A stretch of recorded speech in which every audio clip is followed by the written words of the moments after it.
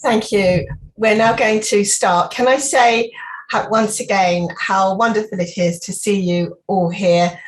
I do hope that you and your families all had a very pleasant, enjoyable and fulfilling Yom Tov. I wish you all again Shana Tova, and it's good to see so many of you here today. Could I just start the meeting by a reminder that, of course, yesterday was the 20th anniversary of the 9/11 terror attacks. We did issue a statement last night to say that our thoughts, of course, go out to all those loved ones who were murdered, and that we remember every victim, as well as the bravery of those who risked their lives by saving others. And may the memory of the fallen be for a blessing.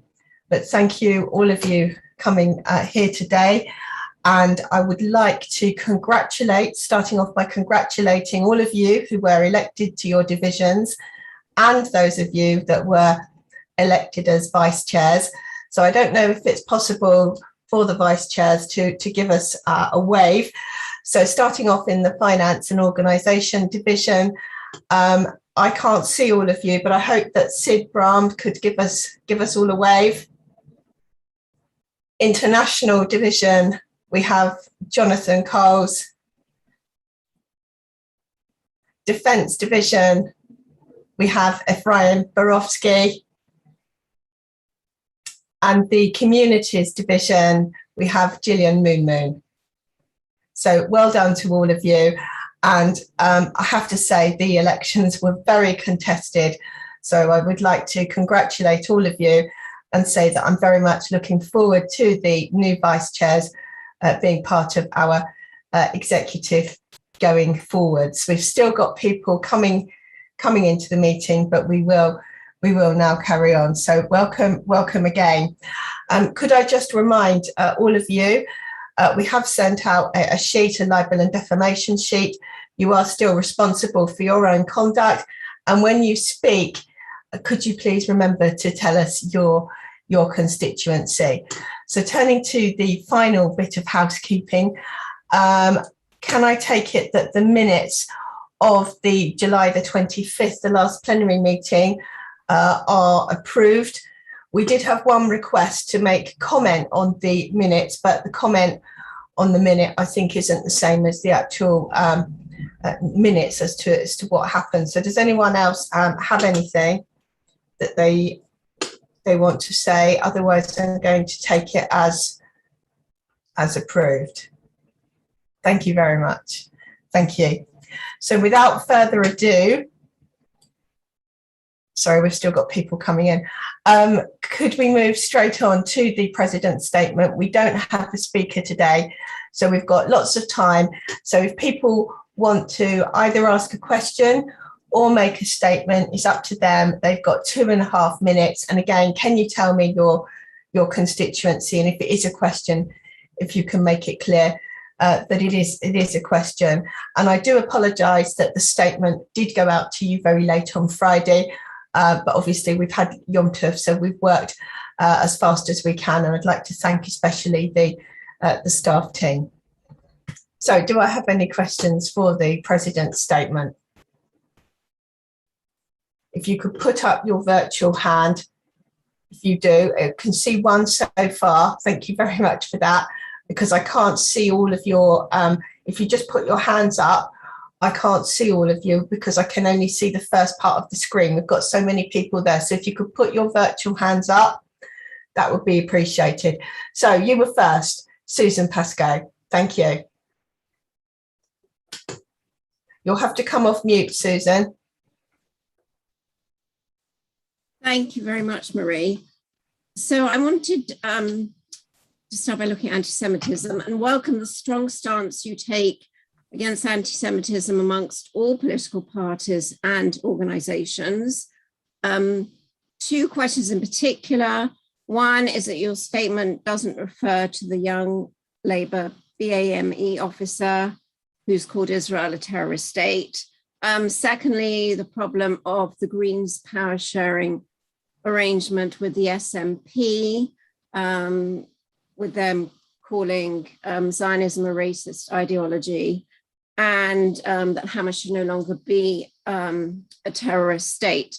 Now, should no longer be a terrorist organization.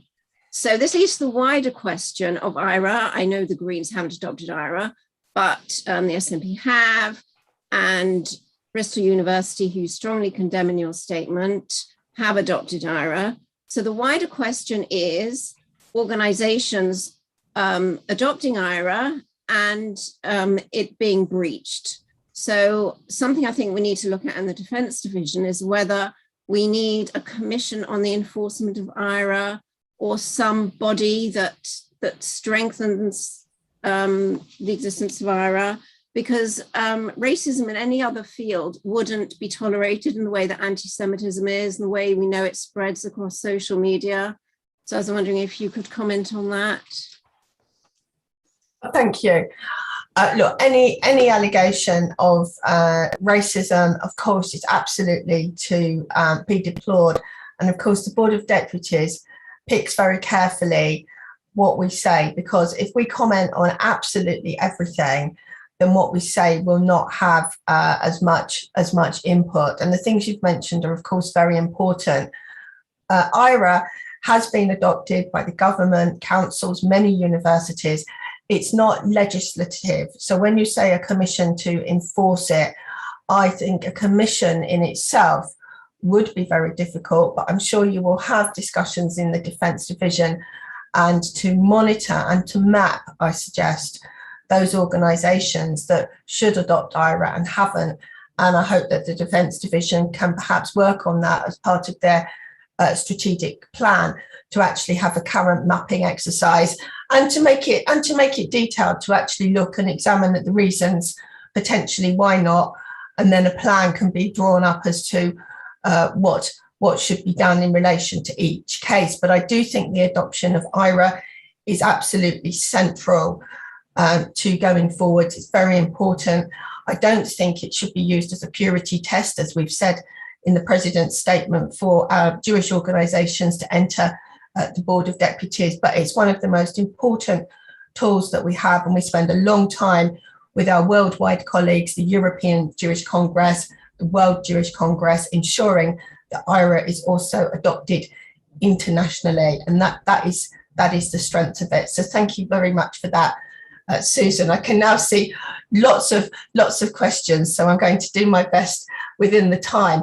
So I'm just going to give you the order that I've got going along the top, except I'm going to just give priority for people, you'll have to forgive me, that don't usually speak or haven't spoken before, because I think that's fair to start with.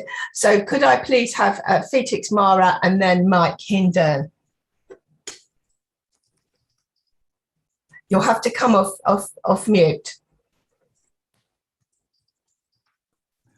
And can I'm you sorry, I raised my hand because I didn't raise my hand because I wanted to ask a question. Oh, I'm sorry. I thought you wanted to raise our hands for another reason. Oh, that's very kind. It's you very can nice. skip me.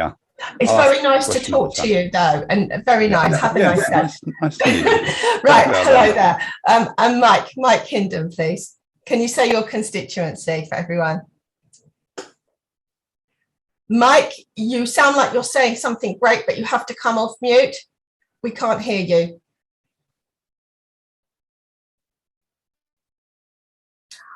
If I can't hear you, I will come back to you if you can sort it out. Can I come on to Louise Ellman? I'll come back to you, Mike. Don't worry, if you can try and unmute. Louise Ellman.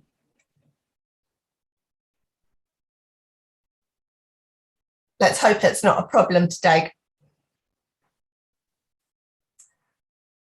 Well, we're not doing very well for unmuting. Hey, Marie, it's Mike again. And you're the reason, first. Okay.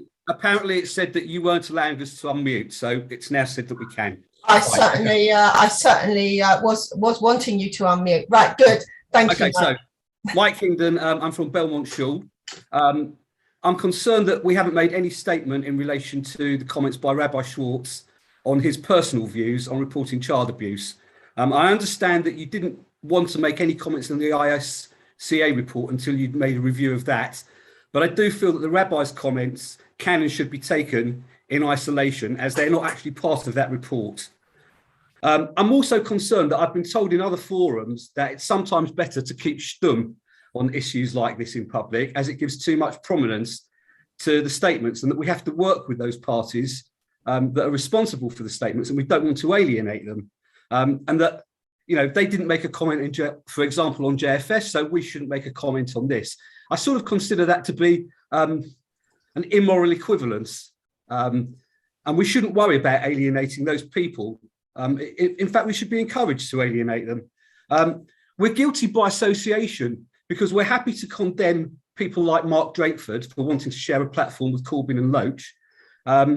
And this week, you've made a statement to the Vice-Chancellor of Bristol University about Miller, saying that, you know, the problem isn't going to go away, whether they have inadvertently or deliberately pretending that the problem doesn't exist, that they think the problem will go away. And we all know that that's not going to go away. I wonder why we find it's okay to apply rules to others, but not to ourselves. Thank you very much for your question and what you think is your position. But I just want to be very, very clear that any incident of child sexual abuse must be reported to the civil authorities, including the local authority, social services, and the police. And that is absolutely a moral imperative. And any deviation from that is an act of leaving our children in terrible danger, and provides abusers with the hope they can continue their heinous acts. And the Union of Orthodox Hebrew Congregations has said publicly that all cases of child sexual abuse must be reported to the civil authorities. Now, they gave a reason for what they said Rabbi Schwartz reported being part of an academic discussion, but I want to make it clear I certainly absolutely condemn that if that was said. And the Board of Deputies is not going to start engaging in finger pointing to stigmatise one section of the community, because that's not going to make our children safer. And the welfare of children is absolutely a paramount concern. And I don't think it's right that I should be expected to condemn a particular institution or part of the community. And I've got to look at what the report has said and to make sure that we absolutely support the outcomes of the report, to make sure that all child sexual abuse is reported to the authority. And the Board of Deputies will absolutely stand by the report and whatever the outcomes are of the wider inquiry. And the Board of Deputies absolutely takes safeguarding with the utmost seriousness. And we are going to make sure going forward that the Board of Deputies and our Jewish communal institutions are a safe place going forwards. So I want to thank you for that question, because it's very, very important. And I want to reiterate the seriousness of it, but I don't at the same time want to stigmatise communities. We want to make sure that they absolutely comply. And in the report itself, the union have said that they do agree that child sexual abuse must be reported to the police. Thank you. I think, Louise, you're next. Right. Thank you, Marie. Louise Ellman, Jewish Labour Movement. I want to emphasise how important it is that we continue to pursue the case of Professor Miller and Bristol University. And it looks to me as if the university are on some kind of programme of attrition, where they hope that in the end will simply go away. Professor Miller's work not only promoted the concepts of anti-Semitism, it also targeted Jewish students, including those on campus, making them afraid. And it's vitally important that this is pursued right to the end. And I'd like to know who our allies are, if any, in this, and Are the education unions involved in this? The university and college union, are they involved? Are they supporting us? Have they made any comments on this? And specifically, what are the next steps in dealing with this? If this is a vitally important case, it crosses new boundaries, and we must pursue this until we get justice and the whole matter is fully exposed and dealt with. Thank you. Thank you. I fully agree with everything that you have said. And the Board of Deputies have certainly, I've taken a very tough stand. I hope you've also seen the op-ed a couple of weeks ago, the article in the Times newspaper. I've made it clear in my letter to the university, and I'm an employment lawyer, fortunately, of some 30 years standing, that of course he can be, Professor Miller can be suspended pending investigation. And I've also suggested, is this absolutely an investigation, or are we potentially looking at some sort of sham here? We will continue to pile on the pressure, and the University of Bristol is in receipt of public funds, and I do not believe that universities in receipt of public funds should allow this sort of behaviour, and it's of utmost concern to the whole community. It's an absolute outrage. We've seen lots and lots of institutions and communal organisations condemning Professor Miller. This has been going on for a very long time. I attended a rally with Rachel Riley, but we will keep on the pressure. We're not going to go away, and we're now awaiting the outcome of this investigation. I also know where there's a will, there's a way. The University of Bristol have had plenty of material, in my view, to look at a dismissal here for bringing the university into disrepute, and we expect them to do the right thing, but we're not going away, and we're not going to be forgetting about it. So thank you very much for that question, Louise. Now I'm trying to see who hasn't asked a question before. Harriet Goldenberg, would you like to ask a question or make your statement? Good morning. Thank you, Marie. Harriet Goldenberg of the LJS. On August 5th, the Board of Deputies tweeted that we're proud to speak up for Israel's security, welfare, and standing. Does the President, do you think that the continued occupation of the West Bank and the expansion of settlements is in Israel's best interest and helps its standing? Thank you very much, Harriet. I would like to reiterate the position of the Board of Deputies, because I think that's what's important here. We were very fortunate. We had a debate last summer, and the position of the Board of Deputies is that we support a two-state solution, and that continues to be our position. That is what is in our manifesto, where we set this out. And I don't think in this sort of forum you're going to expect just in an answer to the President's question that the political issues are going to be resolved, which are going to have to be between the parties. But the board, it supports a two-state solution, and we think that is what's in the best interest of Israel, and for the parties to then negotiate what that actually means. But thank you for your question. I think Joe Millis was next. You have to unmute, and I'm asking people to unmute, so I hope that you're able to. Hello there, Joe Millis from the Reformed Synagogue.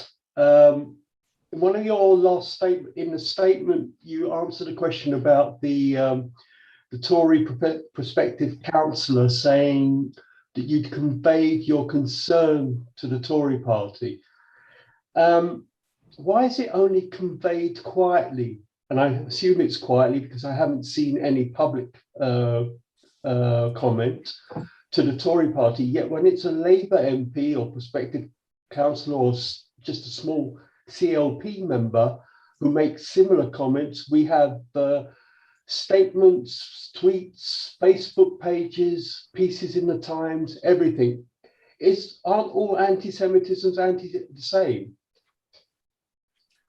Thank you very much, Joe. I don't think anyone's going to accuse the Board of Deputies of being quiet.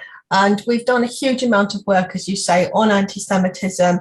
And the board, just to remind everybody, that the action plan by the Labour Party that has to be implemented according to the Equality and Human Rights Commission is still being implemented, and the board has worked very constructively to make sure that is the case. We do act where we think it's appropriate, in the manner that we think appropriate when things have been raised, and I have to say the government have been hugely supportive to the Jewish community. Really need to make that clear, and we will continue to raise our concerns, and I think there's hope that this individual is going to be deselected, but we have done what we think is appropriate, and we don't make statements on everybody. Again, we pick the things that where we think these are fully justified. We're not a running commentary. We absolutely pull out what we think is very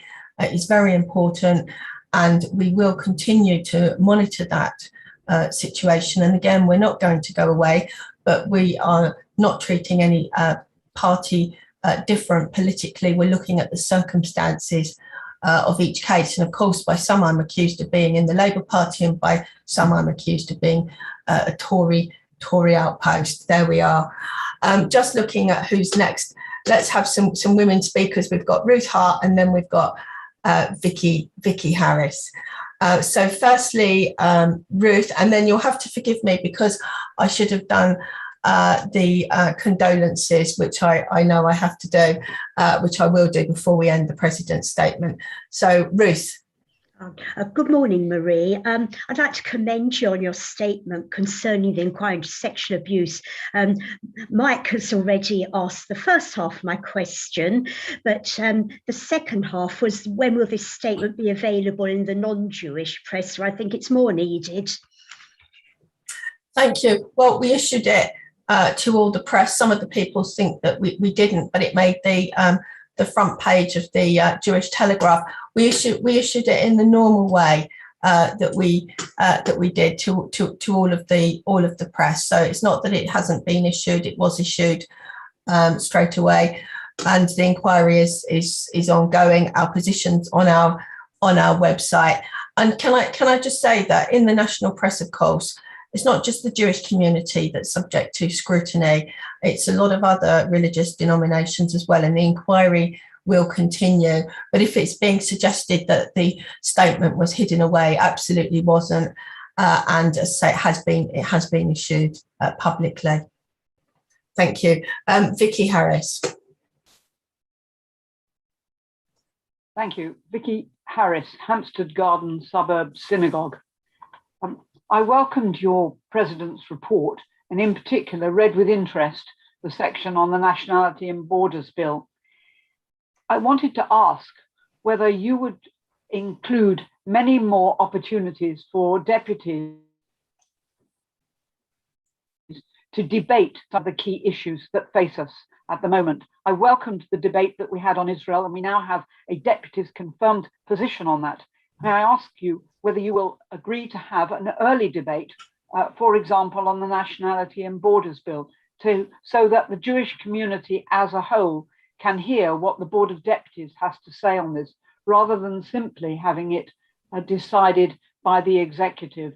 And may I add that I personally would like to see many more debates and fewer invited speakers. Thank you, Madam President. Thank you. Well, we obviously don't have any speakers here today. And at the beginning of last triennium, we tried having debates. We got started with a couple of issues, and we made lots of requests for debates and for subjects, and it dried up because people didn't put the effort into doing that. But the opportunity was there, and we did our best to want people to speak. So if people are going to put the effort into wanting to have debates, then that of course is something that we'd be happy to do, and that's something that you can take offline, or you can discuss that. But a big effort did happen last triennium to try to do that, and of course you've all got your opportunities to speak here today. I don't think anybody in the community is quiet. But you can, whatever the subject is, we'd have to have a consensus with others in the community, because to have a debate, it's also got to have others that want to engage in that debate. So we can certainly have a process to look at that and see what people want to have for a debate going forward. So thank you. Can we have, I'm going to have to soon look at my clock. We've got Jerry Lewis and Amos Schonfield. So Jerry Lewis. Good morning. Can you hear me? We can hear you. We can hear you loud and clear. And just to reiterate before you ask, of course, if there is a demand for debates, we will do so. So Jerry Lewis, what's your question or statement? There are two things I wish to raise. First of all, the dates for next year, which are listed separately amongst our papers. Very simply, I want to congratulate you on inserting a meeting this December to fill a major gap, which has existed for a number of years, shouldn't exist.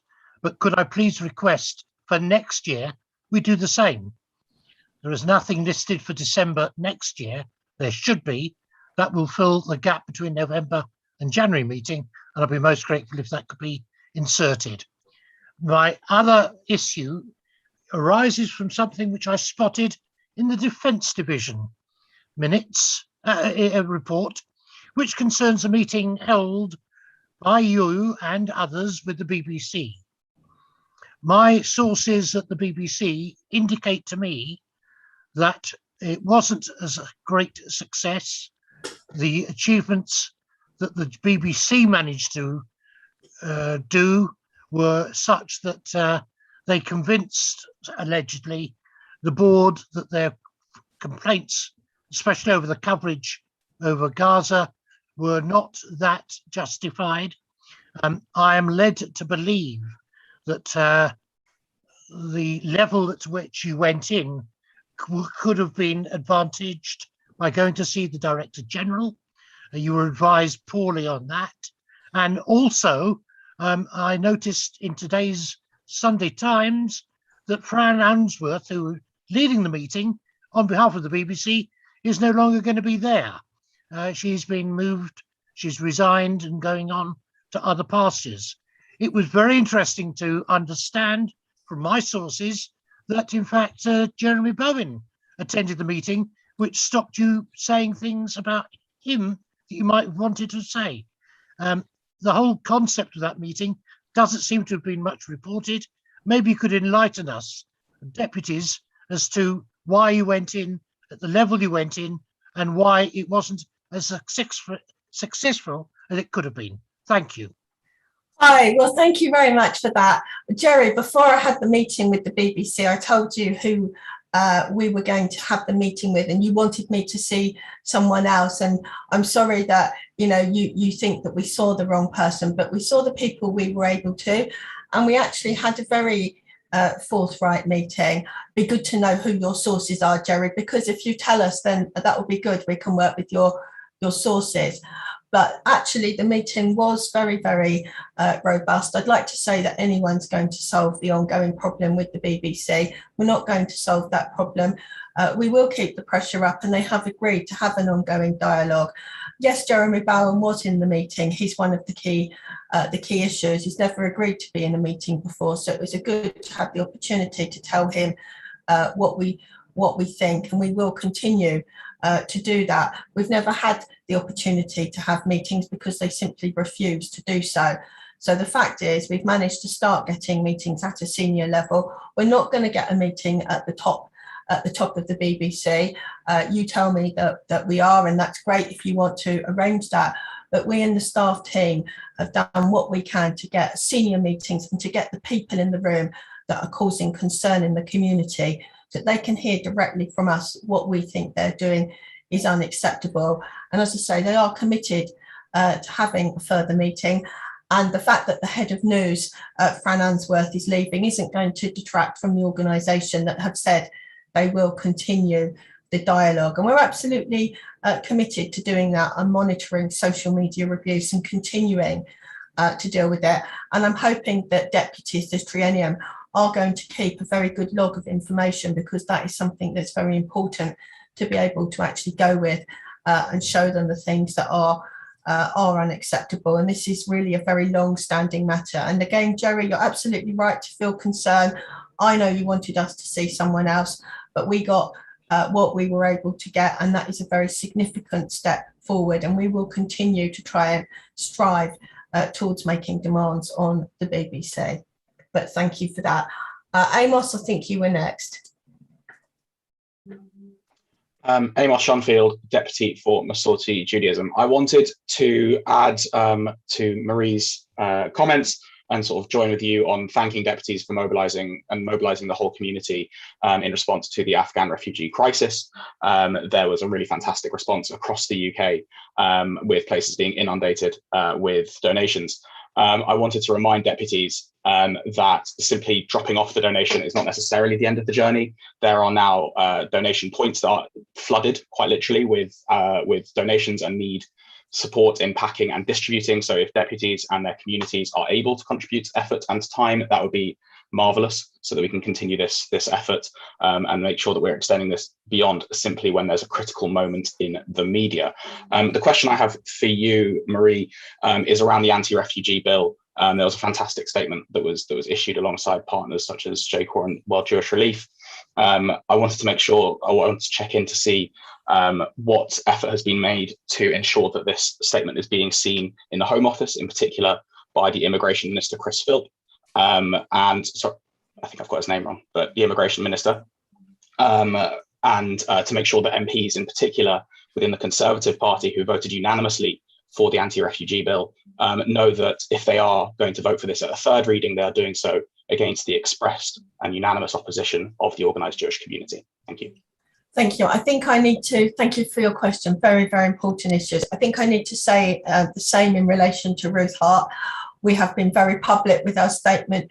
We have issued our statement. We stand by the statement that we've made with World Jewish Relief, Renee Kassan and JCOR. There need to be no doubt about that. And we will continue to make this statement to set out the position of the community. And it's absolutely vital that there are safe routes for people seeking asylum. I'd even go further, making sure that when people actually get here, that they get the help that they've desperately needed. I've read some really harrowing stories already of some refugees that have arrived. They've got absolutely no money. Some of these were very senior people. One of them I read about had been a big CEO and a lawyer, and it's heartbreaking to actually see the plight that these people are facing. And while I'm answering, can I say how much I applaud the Jewish community? You've done very, very deep to help. I was so impressed what happened at Bushy Synagogue. The collection was absolutely amazing, and I really am proud of how the community responds. I've absolutely got a deep sense of obligation to support refugees. It comes from our history. My own grandfather was on the kinder transport, and I know what we owe the ability to be in this country today. So we will continue to assert our position. Thank you. Thank you for that. Lawrence Julius, and I'm just going to check, no disrespect to Jeremy Michelson, because I know we've got the regional elections coming up. So I'm going to check if we're able to have anybody that is standing for election. So you'll have to just forgive me while we do that. Lawrence Julius. Lawrence Julius Harry, it really goes back to David Miller. Really, the continued lack of progress by Bristol and David Miller is frustrating. Should the board consider taking a private prosecution against him? It would be a way of making him realise that it isn't price-free. It would take it out of Bristol's hands and put it into our hands. And unless people see there's a price for this kind of anti-Semitism, people will continue to do it. There is no incentive for them to stop.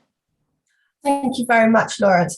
The university are going to need to complete its investigation, which we will force them to do. I don't think any future decisions can be made until we see the result of their investigation and read it and see how they've reached their conclusion and their findings of facts. But I understand the sentiment. I absolutely agree with the sentiment, and I agree with private prosecutions where they are appropriate. But I think we still need to see the investigation and still need to see what they're going to be doing about it.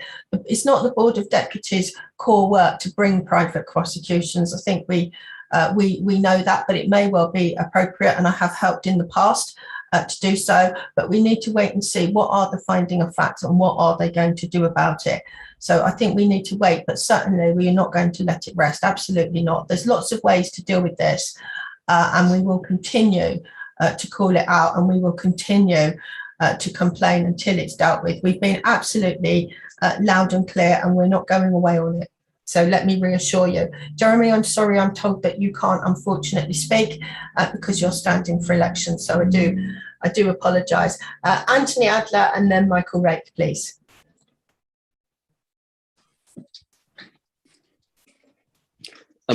Hello, can you hear me, Marie? We can hear you loud and clear. Excellent. Hello. It's very nice to speak at the first plenary of the year. And congratulations as well to obviously everyone who's settling into new roles. Just something I thought was really useful maybe to think about, as it is the very first plenary of the year, something to maybe change in how we do things going forward. Susan brought up an issue around anti-Semitism in the very first question, and I noticed that she used a phrase that we hear a lot sometimes at the board, that no other minority would be treated like this, or no other minority would have to put up with this, or no other minority would suffer the kinds of problems that we often, very rightly, seek remedy for. Now, this is a bit of a plea really to you and to every other deputy, but particularly anyone making public statements on behalf of the board. I really think that this kind of language, this kind of rhetoric is really terribly damaging to what we all seek to achieve. We all take anti-Semitism very seriously. I'm sure we all take discrimination faced by other communities equally seriously. But I think it absolutely it hulls and damages our credibility when we suggest that other communities don't face anything like the problems that we do. It's only true as much as we have a voice. We are listened to. As you said, we have very good links with the Home Office. When we make statements, we can be confident that they will reach ministers in positions of power. And I think that's not always true of other communities, and we need to really be mindful of that. That's not to diminish the seriousness of anti-Semitism, quite the reverse. But I think I would ask you maybe to consider, no more than that at this stage, whether it's a change that we might see in terms of how you speak about discrimination that we suffer and the anti-Semitism that we combat, and also how we address the discrimination faced by our neighbours and other communities that we live alongside. Thank you. Thank you. I think you've asked me to comment. I absolutely think we are entitled to call out discrimination. I'm not aware of any other community that's been treated in the same way in the UK by, for example, the Labour Party, where there's been a finding of unlawful harassment by them, by the Equality and Human Rights Commission. And in any event, I believe we are absolutely right and entitled to call out any anti-Semitism, and we must do so. However, we also do support the treatment of other minorities and communities. I think we can point to the campaign to support the Uyghurs, and we've also got our Commission for the Inclusivity of Jews of Colour. I think that shows that we do care about other minorities. We do know and appreciate that people are treated badly, and I'm committed to ensure that all people are treated fairly, and that's very, very important. But I don't think that personally, from my point of view, detracts from the need to call out anti-Semitism. And there is a very, very big variety of opinion on this. I admit that, but we're not a community that just looks at ourselves. We do look and make sure that others are also treated fairly, and we actively campaign for the treatment of others. And we're certainly not the only community that can be treated badly. But on my part, I feel, I'm happy to discuss this, that we must always call out anti-Semitism, but thank you. I think we're going to have Michael and then James. If Michael's back and you come off mute, you can go first. Thank you. Michael Rake.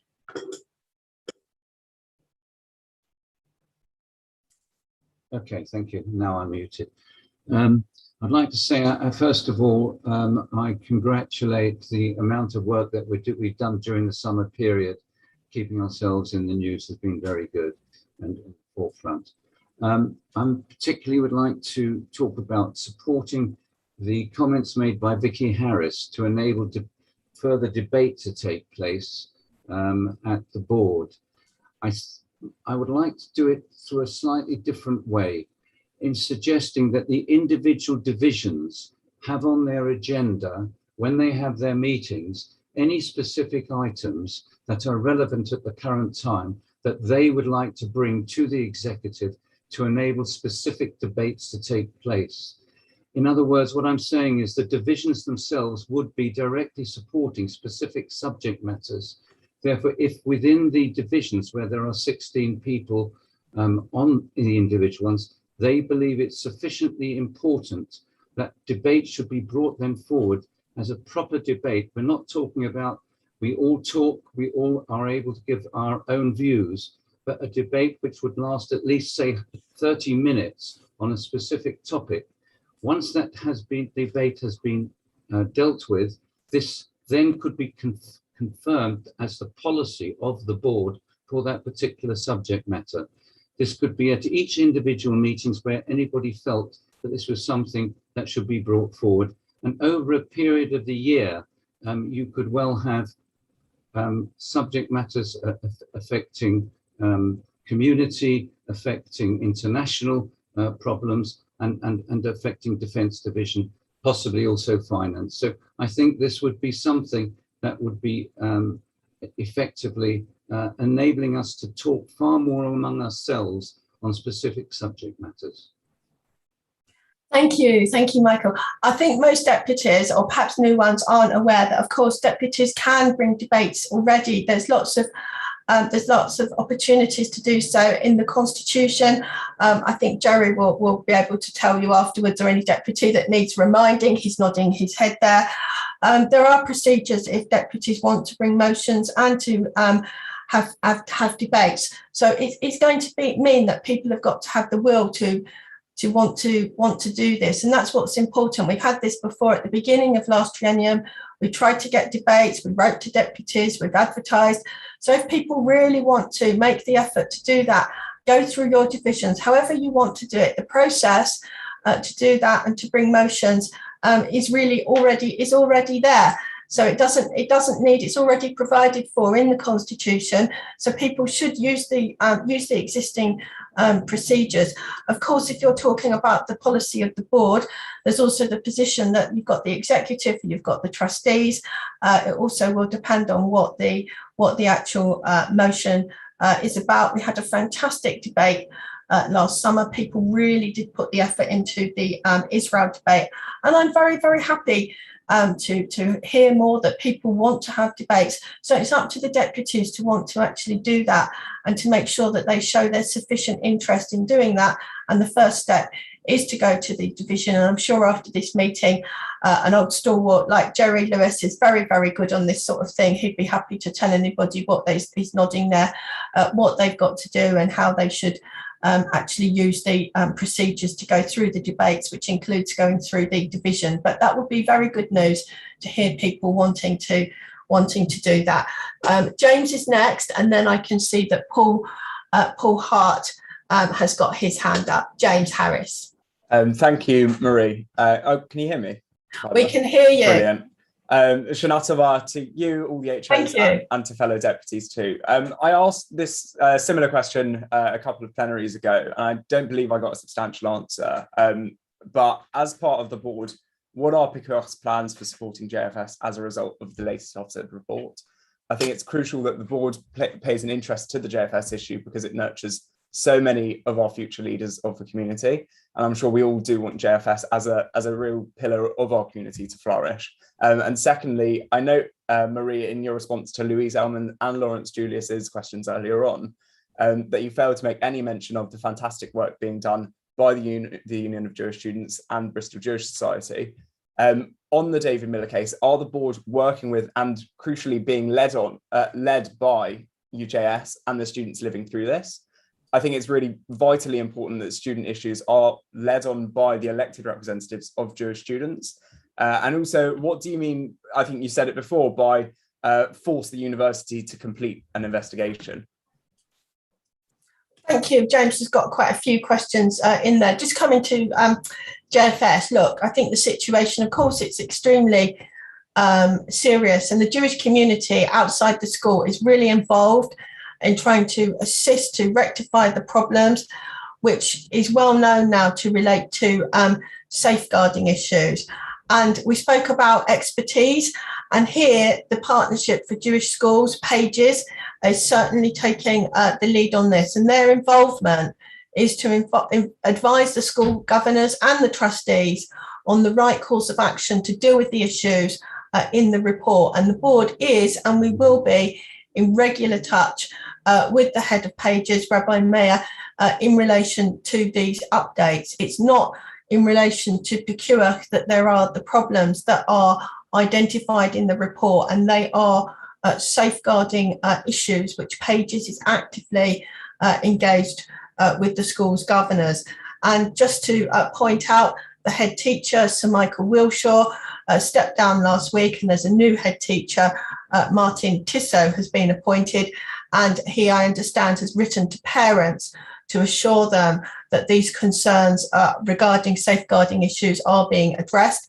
And just to reassure you, James, yes, we did show our letter to the Union of Jewish Students. And of course, we're working with the Union of Jewish Students, who themselves have done everything possible to advance this. But there also comes a time when the board has to show leadership. This issue is a much wider issue.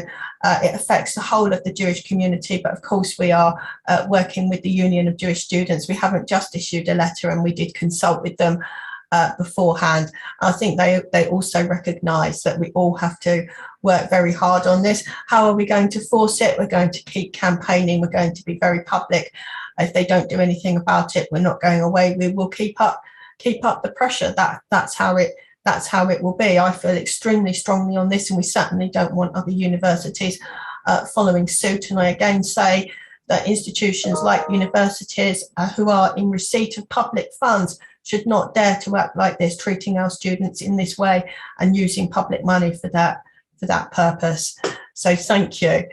I think we've got Paul Hart next, then we've got William Baginski and Martin Raven. Then I think we are going to be out of time. So Paul Hart. Marie, the question that I sent to you wasn't...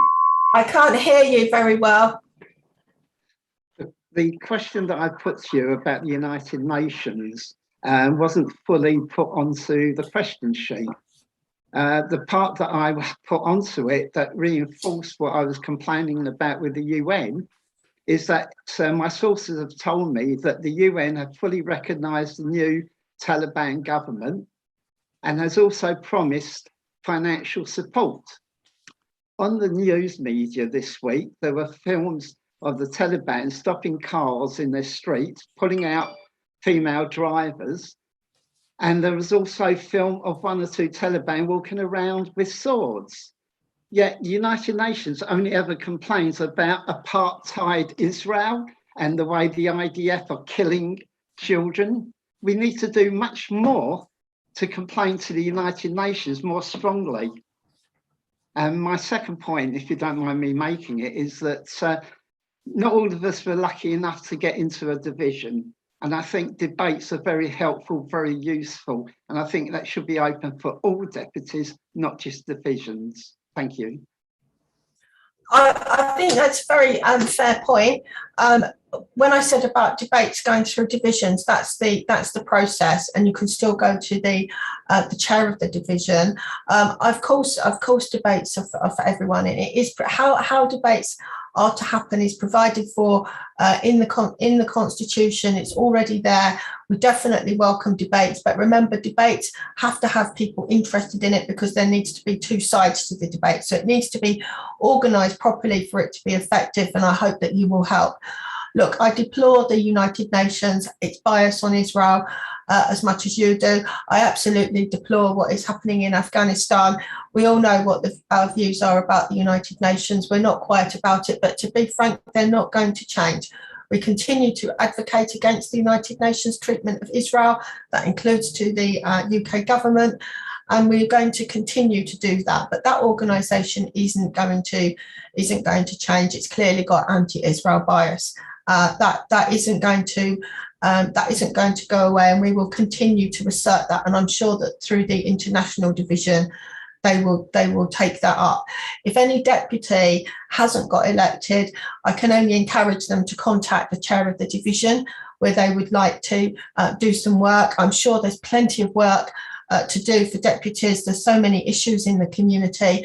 I hope that the chair of each division will be able to accommodate observers, or also observers becoming part of working groups, because I think that's also very important. And if there's enough interest, working groups can be set up and people can report through to the division. So I do encourage all deputies to have initiatives, and if they've got an initiative, to come forward to do that, and we will do our best to make sure that people are supported. And I agree with you that not everybody was lucky enough to be elected, but that doesn't mean that there isn't a role to play, because we want that to be the case. So can I go to, thank you for that, William Baginski. Thank you. William Baginski, I represent the AJR Association for Jewish Refugees, and thank you for giving me the opportunity to make a statement. This is to bring your attention, if you don't know, that the AJR handles about £10 million funding from the Claims Conference to support refugees and survivors. So unusually, it's really saying that funds are available rather than appealing for funds. And I would ask everybody, please, to bring this to the attention of your communities, directly to people that you know are survivors or refugees, and more importantly, probably now because of the age profile of refugees and survivors, to the second generation or third generation who might, their parents or grandparents might qualify for this. The funds are for use for home care, for medical expenses, for home adaptations, Meals on Wheels, those kinds of things. There are currently 350 recipients, and the AJR welcomes new registrations, even where support isn't required now. If people make an application, the process can be gone through for accepting people, so that when and if the need arises, the funds can be made available immediately. The contact is at the AJR. You can find the details, either email address or telephone number, on the AJR website, ajr.org.uk, and they will put you through to the appropriate person. So please, a real plea to you to let your communities know about this funding. Thank you. Oh, thank you, William. I really actually appreciate what you've said. That was an excellent statement, and I absolutely commend all of the work that you're doing. I'm also a trustee of the Claims Conference, and I think the money's in no better hands, and I'm sure any deputy that wants to know more can contact you. But thank you again. That's very, very important work. After Martin, I've got a WhatsApp to say that John Melcher wants to ask a question, so I'm going to come to John after Martin, if that is the case. So Martin Raven. Thank you very much, Marie. I'm very grateful for the opportunity to say a couple of points. I've got one question, though, which is something that more experienced deputies might already know, which is there an attendance requirement for the board? Because obviously not everybody can attend every meeting in person, but presumably now we have Zoom, it must be possible for almost every deputy to be able to sign in. I don't know how many are signed in, but I don't think everybody is signed in at the moment. My second point that I wanted to make was that most people who have been on the board for some time are well known, but you have mentioned a few people who haven't added their designation to their name. So it would be helpful for newcomers to know who the existing people who should really put their names on. I do have a further point, though, which is related to the discussion you just had, which is to do with the United Nations. I think the United Nations is unfairly maligned in a lot of areas, because the United Nations is not one homogeneous body. The United Nations consists of lots of organizations. I myself was in the United Nations in the late 1980s, and I worked there. And I agree, there is a huge bias against Israel in most of the debates, but the United Nations is not one individual unit. And to say that the United Nations thinks of something or says something is just unfair. Maybe one thing we could do is have a debate on the United Nations and its history, because there are plenty of things the United Nations has done which are excellent. And I would defend it. And in the debate, we've had some preparation. I'm very happy to make the case that the United Nations is something that we cannot do without. Thank you. Thank you very much, Martin. I'm sure when Ben comes to his report, he'll talk to you about attendance. But I agree with you, now that we've got Zoom, if people are elected as deputies, please do attend, because you're representing your communities. There's no constitutional requirement that I'm aware of for attending board meetings. Although there is something there for Jerry's nodding, he knows everything. There is for vice chairs of divisions if they don't attend their meetings. But please, everybody, do come, because you've been elected and your communities are relying on you. And Martin's just given us an alternative view of the United Nations and wants a debate. So I'm sure that's something that some of you can discuss. Remember, these subjects can be very heated. There can be very, very differing points of view, and it's important the subjects that you choose. But that's an example where just because someone's got one view, it's very clear that someone's got another view which is very, very different. And not all debates end in votes, but it's important for different views to be expressed. And some people won't have perhaps thought about the other work of the United Nations, which is being put forward by Martin. So I want to thank you for that. And certainly, I think the General Assembly, shall we say, my view is biased, as are many of the UN organisations and agencies. But there are differing points of view that want to be heard. So I welcome differing points of view. I still can't see a hand, but does John Melchior want to ask a question? I can't see where you are, so apologies. I'm here. Hello there. For some reason, my hand is disabled. I don't know why. Fear not. So I made contact. It's probably because some of the other committees I have, they don't want to hear from me anymore. But first of all, Shana Tova and Gemar Chatuma Tova to all of you. Thank you. Thank you for everything you're doing, and seriously, a lot of work goes into it. You mentioned here, since I said I wanted to say something, you did mention as a side remark about people that were not elected and they should contact the chairman. I was a bit disappointed when, because you came onto a meeting with the new deputies, of which I'm one, and urged us also to stand. And although we commented that it was a little bit unfair to get the election so close to when new deputies came on board, so they didn't have a chance to make themselves known. But I was disappointed not to see anything in your report, or I couldn't find, and I apologize if it's there, in any of the committee's reports, how we are going to treat the between 50 and 60 people who were not elected. And that's probably around 20% of the board stood for election and were not elected, which means they are willing and happy to do an effort, to make an effort and to do something. But nobody really cares after the election. And I'm surprised that it wasn't on the committees discussed how do we involve these people who were willing to make an effort even though they didn't get enough votes. And I just want to, I know you mentioned it to Paul in a side remark here, but it should be an issue that you have 20% of the board willing to make an effort and you're losing them because you're relying on them now to find whoever it is as chairman and to contact. I know somebody did contact the chairman about me and I never heard back anything. And I think that it's something that should be an issue and the committees should have it on their agenda. The divisions, I mean, should have it on their agendas.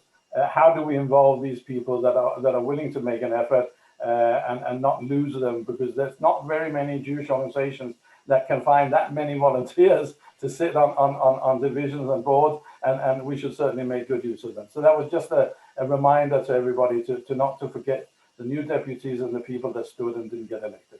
Thank you. No, thank you for that. And look, John raises a very good point. On the one hand, those people that are elected will think, well, I've been elected, they stood for election and they've won something and they've got the right to be on the division. And I think that's important. It's got to mean something. But on the other hand, we're so lucky. We've got all of you volunteers and we've got to make the most of it. And it's something that we will address in our strategic plan. I absolutely welcome deputy initiatives, and we do have to find a way to make sure that people are included and want to be able to work, that they do have those opportunities. So what we're looking at are working groups within a division where other people can be asked to join those working groups.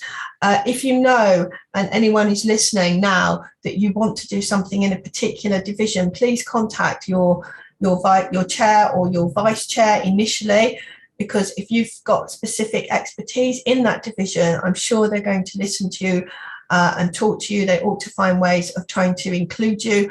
I know that many of the divisions have got several working groups, and there will be ways that people can join in. But the general point, what more can we do to include deputies, is absolutely here, and that needs to be addressed as part of the board's strategic plan, because we want to make use of all your talents. We think that you're all incredibly important, and I think that point is well made, and we've got to take it on board. So all of the chairs of the division and your vice chairs, because you are a partnership, I think it's very important that you just listen to what John has said and the mood in the meeting to try and find ways to involve deputies that weren't elected. That doesn't mean people that have been elected have their position negated in any way, but there must be other ways that you can include them in the work of the division.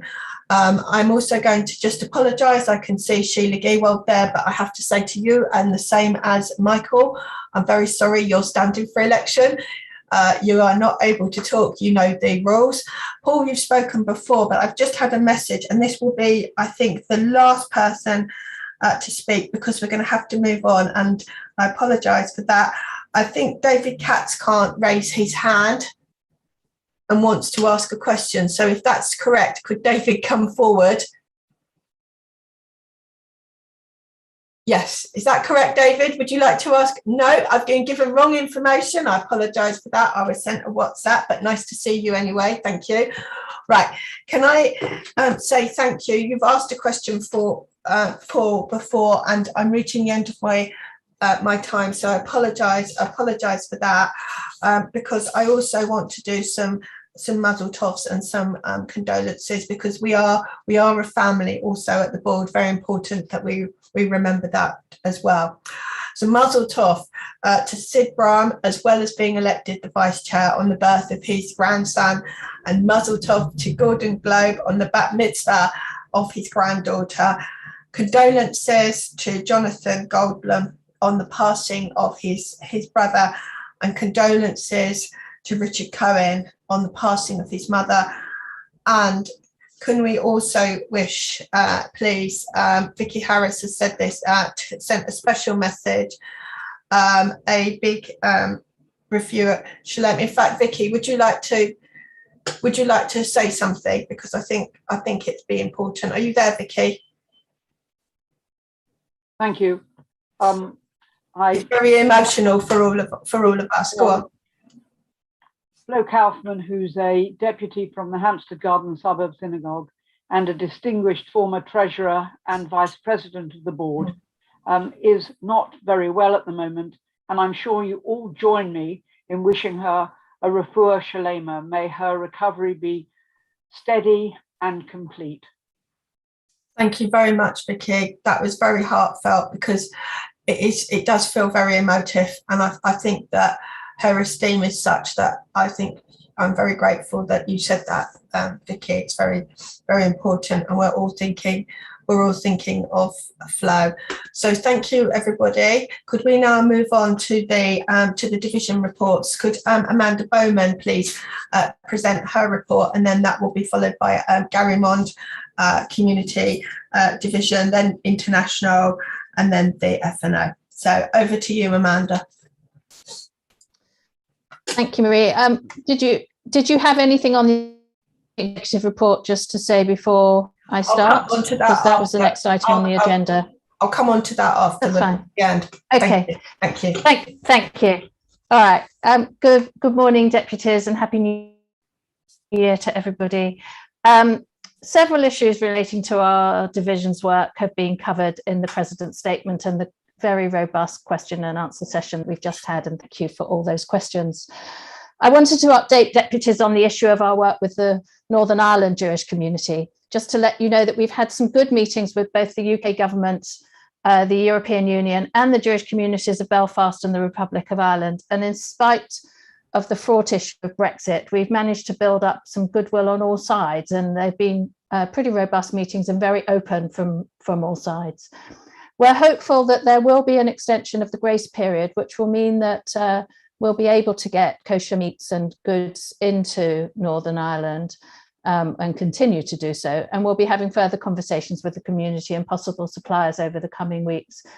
The important thing to note is that the Board of Deputies will do absolutely everything we can to ensure that no community, however big or small, is left behind and is able to practice its faith.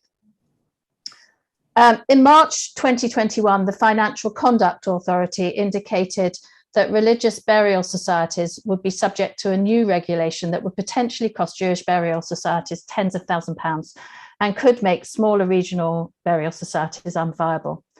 We've responded to 2 FCA consultations on this issue, and we've been in correspondence with both the FCA and the Treasury. And although we can't be certain what the final regulation will be, there are indications that Jewish burial societies and synagogues will be exempt.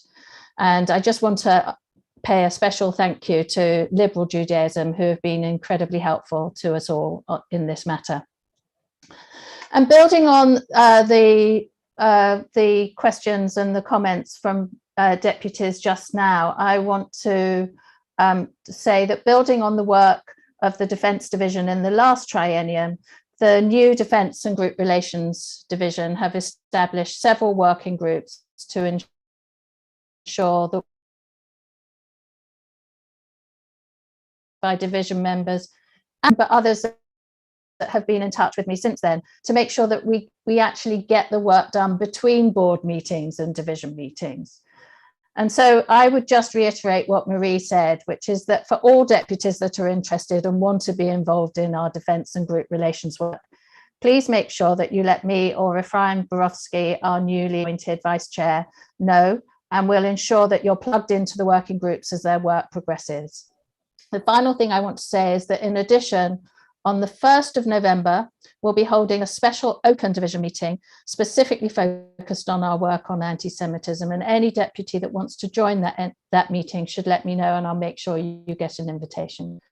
So I commend to you my report on the division, and if there are any questions, please let me know. Okay, so I can see I've got Carol, then Amos, and then Russell.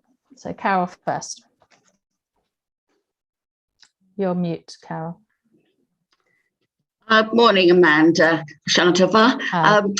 You mentioned that you've set up some working groups, and this is really a question to all the vice presidents, please. People who aren't in the divisions, and I didn't stand for any division because I have too many other commitments to make the big commitment of being on a division. Very happy to be in a working group. But we don't know what working groups are being set up, and this needs to be publicised so that we can then stick our hands up and say, yes, please, this is exactly the sort of thing that I know about and I can help you with. So this is really a plea to you and to your colleagues to make this an open thing at this stage. When you're setting up these working groups, please can you let us know what they are, and don't just wait for us to say, I'm willing to be on a working group with this sort of vague, not knowing whether we'll be any use. I have to say, I'll stick my hands up to that. I'm being deliberately vague, I suppose, at the moment, Carol, because I want the working groups to set up, to establish their own terms of references, and to be clear about what they want to achieve before we open up to others. Because to ask you to join a working group when you don't know what you're in for, I think is also not the best way forward. So yes, you will, and that yes, as soon as we possibly can. but thank you for that. Amos. Amos Schonfield, Deputy for Masorti Judaism. Thank you, Amanda, for your report. Forgive me if this is actually not your area, but I wanted to flag up the campaign around saving the Bevis Marks Spanish and Portuguese community. I had the pleasure of spending some of Rosh Hashanah with our treasurer, Ben Crown, at Bevis Marks. It's where I had my bar mitzvah and where my family has called a community for decades, and at the moment it is under threat from planning or for proposed tower blocks that will dramatically change the local area. The community has been very effective in making sure that this issue is in the news both nationally and internationally, and I do hope that the board is contributing its might and heft to this campaign. Thank you. It has been discussed by trustees. I think it isn't something there's bits of it that fits into my division. There are bits of it that are elsewhere. I think either Marie or Ben himself will pick it up in due course. But yes, it is something that the board is looking at from a cultural perspective, and it's really important what you're saying. Russell. Sorry, Russell, Amanda, Russell is standing Russell is for listed. election. Russell, you're standing for election. Apparently, unfortunately, you're unable to ask a question. I think Russell just wants to tell us about the mosque, Amanda.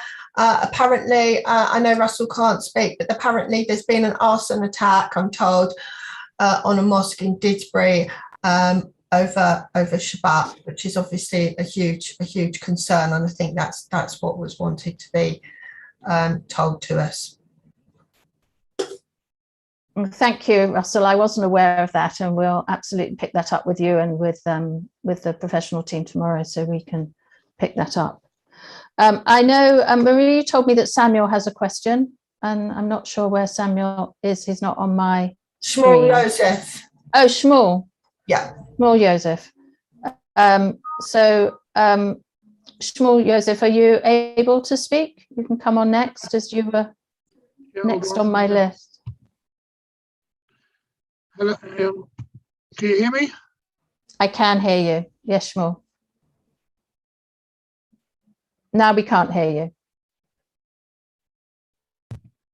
Shmuel Davidson, can you hear me? Yes. Deputy for South Tottenham, and also known as the Kharedi deputy as well. My question is regarding the Alta Flexa case, the child in Manchester, which is at the moment living on machines, life-saving machines, and the NHS and government want to take her off it. We know that Jewish life has to be preserved at every cost, and I know the board behind the scene has done tremendous work about this. Can I have an update to what actually is going on? Because this is a terrible situation, and something where there's a very, very controversial opinions over here from doctors around the world, particularly in America and in Israel, who believe that this child can survive and this child can live, but the NHS want to end this child's life, which is something awful. Can I have an update on that, please? I'm going to hand this baton back to the President, as the President's been leading on this issue for the board.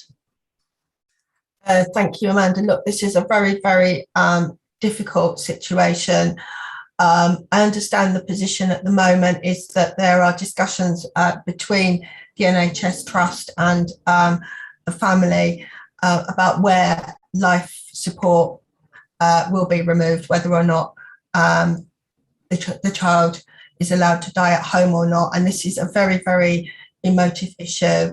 And we have to, in my view, give every empathy and sympathy to the parents. There has been a court judgment, and yes, the board has been supported, but at the moment, I think those discussions are still ongoing, and it is the most incredibly sad and difficult situation. I found it incredibly difficult. There is a lot of differing opinions on end of life issues. I have been supportive to the family, but at the moment, the court process has been exhausted.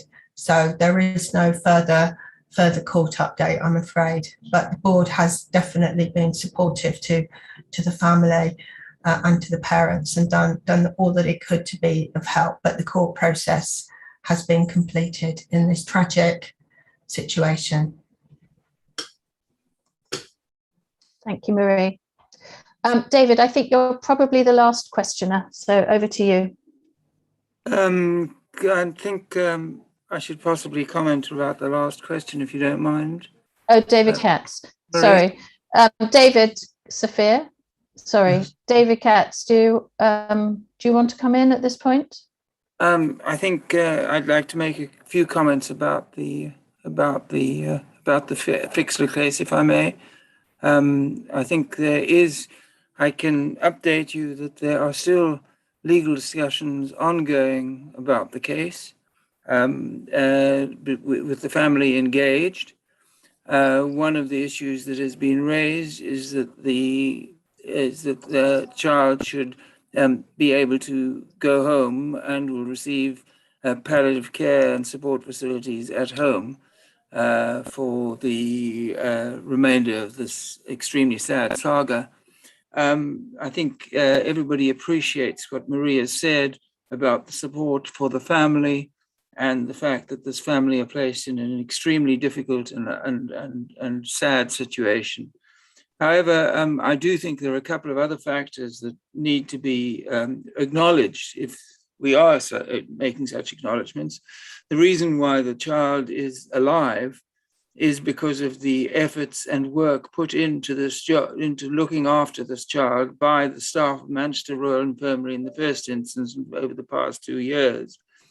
That the second issue relates to the fact that they're continuing to do this at this time, and they continue to do this and under circumstances in which they are being abused and told on media reports that British medicine is Nazi medicine, that the first they came for this child and now they're going to go for all Jews, and also the accusation made against them that they are somehow unwilling to continue to practice medicine in the best possible standards.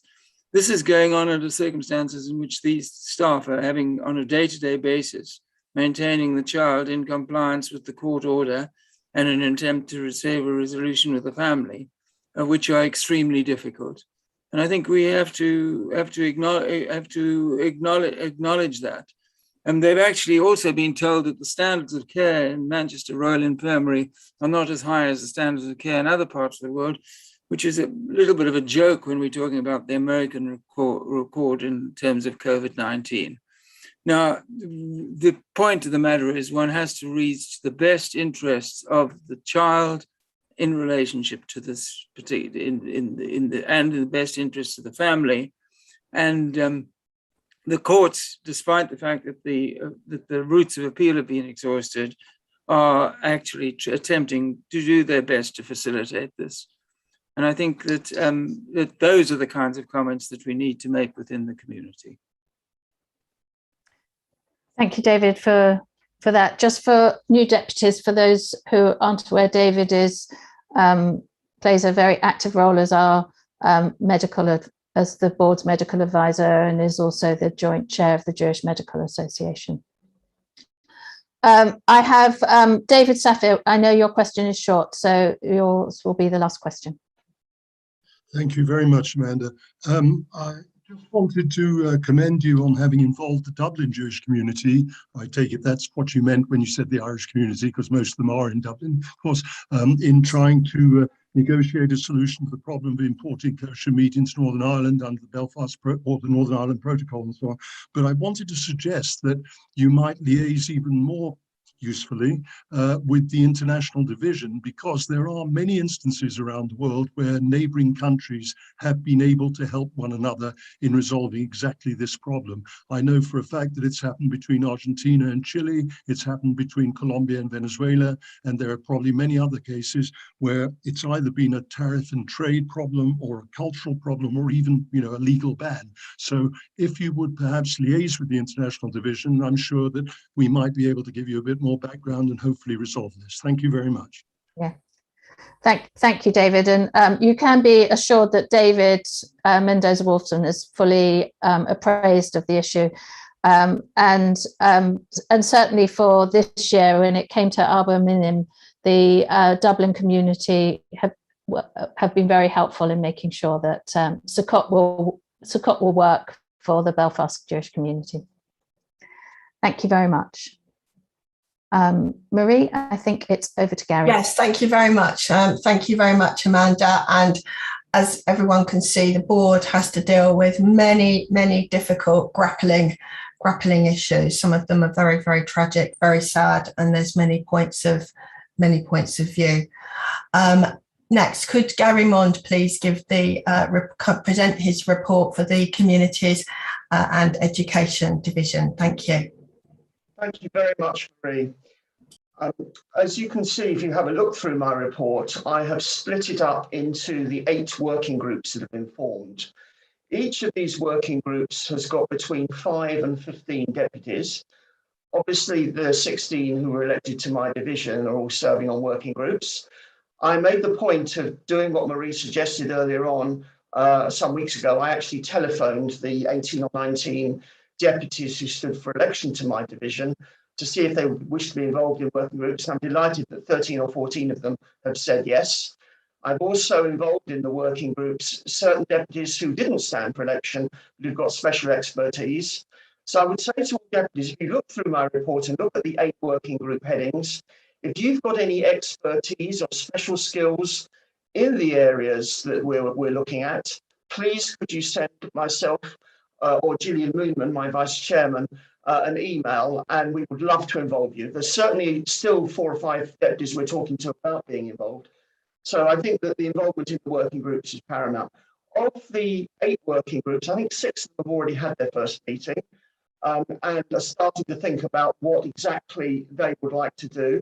I'm very concerned that the deputies are active and fulfill positive roles on behalf of the board for the Jewish community.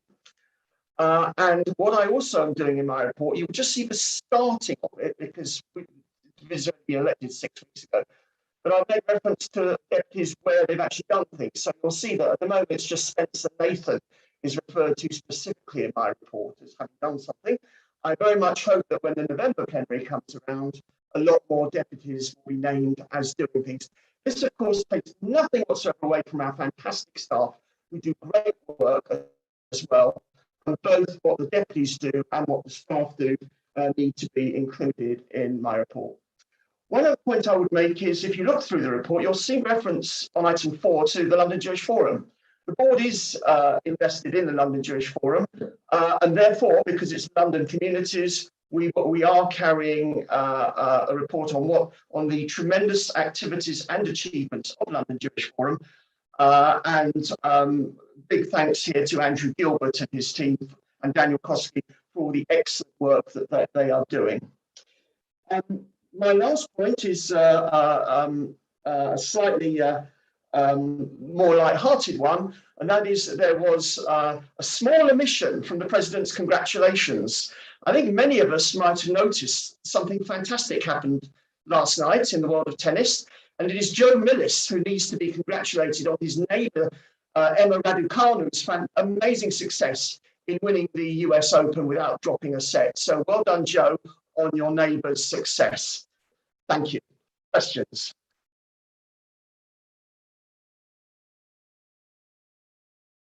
I don't see any questions. I see one. Jonathan Neumann would like to ask you a question. His hand is up. Come on, everybody else. Don't be shy. Have a question or two for Gary. Johnny. Hi there. Hi, Gary. Good morning. Jonathan Newman, Shomri Adar. Thank you, Marie, for noticing my hand. Of course.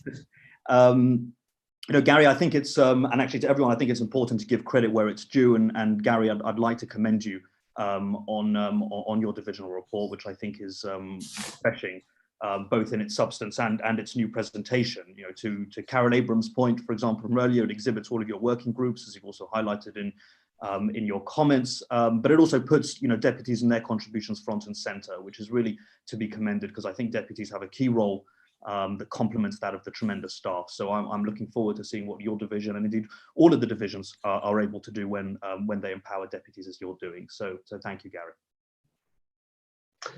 Thank you for that, Johnny. Anyone else? I can't see any. Paul Hart. And you've got Nathan Baroda as well. Nathan Baroda. Okay. Well, okay. Well, Nathan, why don't you go first? And Robert Stone. There we are. Thank you, Deputies. Don't be shy. Got plenty of time. We've got no speakers, so please ask questions. All right. I'll take them in the order of Nathan, then Robert, then Paul, because Paul spoke before. Nathan. You're on mute, Nathan.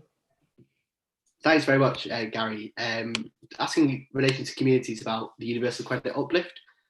So it's due to end in a couple of weeks, the £20 a week uplift to universal credit. Not quite sure if it is a communities issue, but if it is, if it's not, who'd be the right person to answer?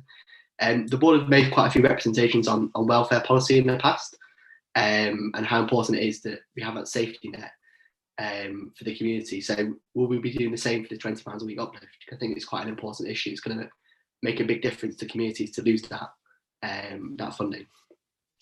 Well, it's interesting as to whether it is in my division or not. I think that I will have a conversation with Andrew Gilbert in the very near future on this, because he will be chairing the relevant subgroup that it might be appropriate to.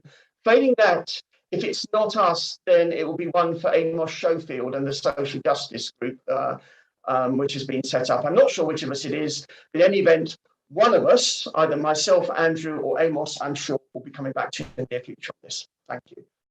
Robert. Robert Stone, Fisher Reform Synagogue. First, I'd like to second what Jonathan Neumann said. I watched that match last night, and I think that it is a wonderful response to those who committed 9/11 to see two young women of colour showing such determination and skill. I think it was the best tennis match I've ever seen. So I commend that. Yes, I am. But my actual reason for coming on, because I'm so overwhelmed by that match last night, is to talk about Holocaust education. I commend you for the work you're doing. I'm just wondering, my wife happens to be chair of Generation to Generation, which is an organization that brings second and third generation speakers to schools and teacher training colleges to do sessions on Holocaust education. Most of the people involved in Holocaust commemoration education know each other, but I wonder if there might be a role for the board to be a sort of focus for that, as we were wonderfully for the Afghan refugees. And if so, should my wife get in touch with you or Gillian? What I've done is, of the 8 working groups, I've split them 4 and 4. 4 for me to make sure they're chipping along nicely, and 4 for Gillian. And the Holocaust Education Working Group is actually chaired by, the Holocaust Education Group within our division is actually chaired and looked after by Gillian. So please get in touch with Gillian and copy me in on your email. That would be lovely. I'm told, in addition, Gary, to Jerry Lewis and Brian, who want to ask questions, there's Rosalind Lewis as well. I can't see her hand, but I'm told it should be up. Thank you. Well, Paul, I'm going to ask Paul Hart to come in with this question, then I'll ask Rosalind. So, Paul, you're on mute, Paul. Thanks, Gary. I brought to your attention, excuse me, I brought to your attention recently, alongside the abuse of women by men, the abuse of men in marriage and other outside of marriage as well. And the high suicide rate amongst them, and also 50% of them won't report it to the police. Can I ask what further action is happening with regards to that? I know you passed it on to Ruth, but have you had a report or anything on that? Not yet, no. Just for everyone's benefit, Paul's splendid wife, Ruth, is actually chairing the working group, the group within my division on this very area. The group is essentially focusing on supporting Jewish Women's Aid. That's its primary activity. When the group next meets, I've asked Ruth to have a conversation with other members of the group and the 4 or 5 other deputies on that group to see what they think. I am emphasising that JWA is their main focus, and I've just been in conversation with Joanna Benaroch, who is the board's deputy for JWA, and we're fixing up a meeting for myself and Ruth to meet up with the key players at JWA. But what you're saying, I'm not disregarding what you're saying, but I do want to get the views of Ruth's group before taking this further. Thanks, Paul. And Rosalind Lewis, I think, is next. Rosalind.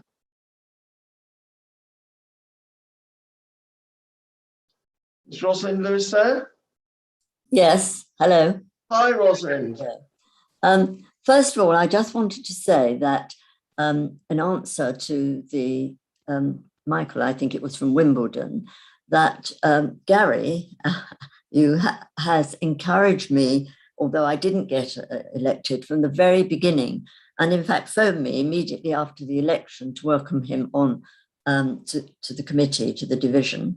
And Gillian Moonman has also been very welcoming to use such abilities I have. The other thing I wanted to say is that at Kingston, we have run a Holocaust education program for the last 13 years. And we have for the last 3 years been using the next generation, and in some cases, even grandchildren. So I'm quite conversant with that. And if that can be of use, I will help with that as well. But I just wanted to thank Gary for his encouragement from the word go. Thank you. Thank you for your kind words, Rosalind. As to whether that can be of use, I hope it can. I've been speaking, I know that Gillian's early thoughts on what the work of the Holocaust group will be in the division, Holocaust Education Group, is probably following in the footsteps of the Israel Education Group, where we're organising, as I think most of you know, about 35 Zoom meetings over the course of the 3-year triennium, of which the first 3 have happened. And the fourth one, a big plug for the fourth one, on the 30th September, just after the Hagim are finished, 30th September, Michael Uyghur is leading a talk on early Zionism. I hope that as many of you come to that as possible. But I was just saying, I believe Gillian wants to follow in the footsteps by having meetings. Some of them have got to get board approval because they involve outside bodies, and the board's got to be comfortable that we work with those bodies. But certainly, if you could progress this with Gillian, it would be great. So, thank you, Rosalind. Jerry Lewis, then Brian Broom, then Laura Marks, and Anthony Adler. Jerry. Thank you, Jerry Lewis, Hampstead Synagogue. I too want to congratulate you, Gary, on the activities you've shown so far in promoting your division. Congratulations to Gillian. She's following in the footsteps of her late husband, Eric, who was a vice president of the board and a very honoured member of the Jewish community. Can I just make one comment generally? That is that, as Marie has mentioned, and you have followed up, every deputy is entitled to be an observer at any division. It's an amendment I made to the Constitution many, many years ago. I'm very proud of that amendment, and it's one that every deputy is entitled to follow up. Could the chairs of divisions ensure that the dates of their forthcoming meetings are known to the board so that people get a chance to apply to come to a meeting through the usual procedures? Second of all, can you please make sure you have an adequate budget for financing your activities? The Community Issues Division, which I ran for a long time, 9 years, was always hamstrung by lack of funds. And I want to make sure you have a fair enough chance to do your job. My final point is this. As some of you may know from my size, I'm a bit of a food expert. I, the other day, managed to meet up with a former deputy, Linda Stanton, who many of you will remember, lives in Newbury Park, Ilford, and she told me the news that there is just now one shop for Jewish food in Ilford. There's no longer a delicatessen, there's no longer a bakery, just a butcher who brings in a bit of bread. And this is a worrying trend. And we have to rely on the supermarkets to provide food in many areas where kosher food is unavailable. And I noted this Rosh Hashanah that M&S have big adverts, other major stores do. Tesco this year have no signs in their stores, no adverts. And I'm thinking, is this possible grounds to call Tesco discriminatory because they do have signs in for other seasons, for the Muslims, the Hindus, etc. And it's a discrimination against us. Yeah. Jerry, thank you. Thank you, Jerry. There are 3 questions there. In terms of dates, I completely agree. One thing I can tell everyone, and it's my plan, and hopefully I'm allowed to do this, that all community and education divisions will be 11 days before board plenaries. So if a board plenary is on a Sunday, the community and education division meeting will be the previous Wednesday, 11 days earlier. That is my plan. Hopefully I can achieve that. Secondly, with regard to budgets, yes, I'm thinking about that, and I'm planning to have a conversation with Ben Crown probably in a month or two, once I start to see what the working groups want to do. And of course, it's vitally important that we involve the staff in this, because I want to make sure that the working group ideas are sensible, ones that the staff feel are good. And then when we've got the staff buy into this, I will talk to Ben Crown and the other HOs, of course. Thirdly, in regard to the food issues, there's 2 points that came to mind while he was speaking. The first is it's something I would talk to Andrew Gilbert about, especially because maybe it's one that the London Jewish Forum might wish to be involved with. Secondly, other aspects of it are probably more Amanda's brief than mine, because there's a sort of anti-Semitism tone to it, and I think that's probably more her area. And maybe, because you're on Amanda's division anyway, if you talk to Amanda about that. Jerry, thank you. Brian Blue. Thank you, Gary. You have mentioned the London Jewish Forum. May I inform you, the deputies, the Hertfordshire Jewish Forum will be meeting the Hertfordshire Police and Crime Commissioner, David Lloyd, tomorrow. If any Hertfordshire deputies working on the board have any concerns relating to Hertfordshire and anti-Semitism, could you please contact me, and I will bring this up at the meeting and report back to you. Thank you very much. Brian, that's fantastic. Please, could you let myself and Gillian know the outcome of your meeting? It may be, depending on what is said, and assuming deputies are involved in that meeting, it may be something to include in the next division report. Laura Marks. Laura, lovely seeing you. Hi, Gary. Hi, sorry, I was just seeing you, Laura. Hi, lovely to see you. Thank you for inviting me to speak. I just wanted to raise the subject of Holocaust education. And as chair of the Holocaust Memorial Day Trust, I feel a skin in the game on this one, if you like. I'm delighted that the Board of Deputies wants to get more involved in this subject. When I was chair of the Communities Division, I wrote the submission from the community, from the Jewish community, to the Holocaust Commission that was going on at the time, one of the outcomes of which was the recommendation that there be a monument to the Holocaust in London, which, despite the arguments about it and where it is and what it looks like, I think most people agree there should be one. So I'm delighted about that. What I wanted to say, Gary, is that I'm delighted that you're setting this up and getting involved in this work. But I actually think I would like to have known about it other than through the minutes, because I would like to be able to help you with this. And I think that we at the Trust have expertise in this. Obviously, Marie is also a member of the board of Holocaust Memorial Day Trust. Lee Lewis is the vice chair. There's quite a lot of people who are deputies who've got serious expertise in this area. Brian Bloom, people at Ajax, there are all sorts of people who have got a lot of expertise with this. So, before the group plows on with recommendations which might cut across what the already very well developed Holocaust community or I hate to say the word industry, but there's a whole group of organizations Holocaust facing, and please be in touch and see how we can work together so that there aren't things going on at cross purposes or people starting from scratch where there's already an enormous amount of work going on. So thank you for doing this work. Gillian, I look forward to talking to you about it, but let's not waste people's time and efforts when there's a lot already going on.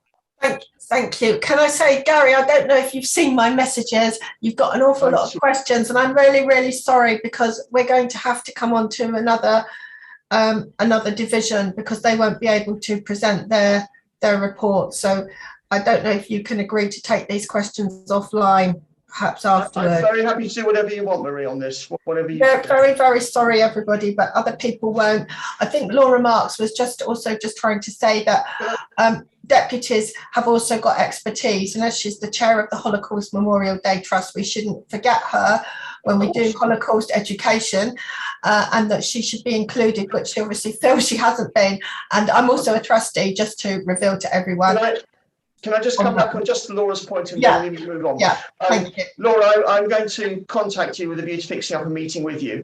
We have already just recently had a meeting with Ella Rose at the Holocaust Education Trust, and you were right next on my list. I didn't mean to offend you in calling HET before I called you, but I promise you, Laura, I would like to have a meeting with you, with Gillian, so we can discuss what we can do. I'll just make a small point, and that is this is a huge area, and we certainly do not want to tread on anybody's toes, working across purposes. Already the initial ideas are focusing on areas of the Holocaust where we're looking at educating deputies, providing Zoom meetings for deputies. For example, Brian Bloom has been talking to us about specific points regarding the Holocaust in Lithuania. So we're looking at, I think that the way this is going to go forward, I don't want to gainsay Gillian here, she may have other ideas, but we're going to be looking at having Zoom meetings on Holocaust issues, and people like yourself will be invited as a guest speaker. I've just had a message. It's entirely up to you, Gary, but we really do need to move on. I think you have mentioned Andrew Gilbert a few times. Yes. I think he's got something to say in response, but I'm really sorry. After that, we just really have to move on. No disrespect to anyone. I'm really sorry. Right, Andrew.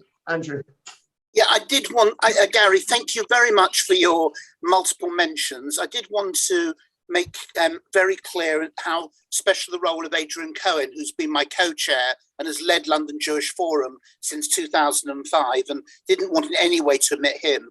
In terms of the work London Jewish Forum and Hearts Jewish Forum do, the work we do on the police obviously goes back to the Defence Division, and it's really important on our work we're doing with the police, both in the formation of the Metropolitan Police Jewish Forum and in where Amanda Bowman is involved. And Amanda is also involved in the meeting with the Hearts Police. I'm delighted, Brian, I'm delighted you raised all these things, Gary.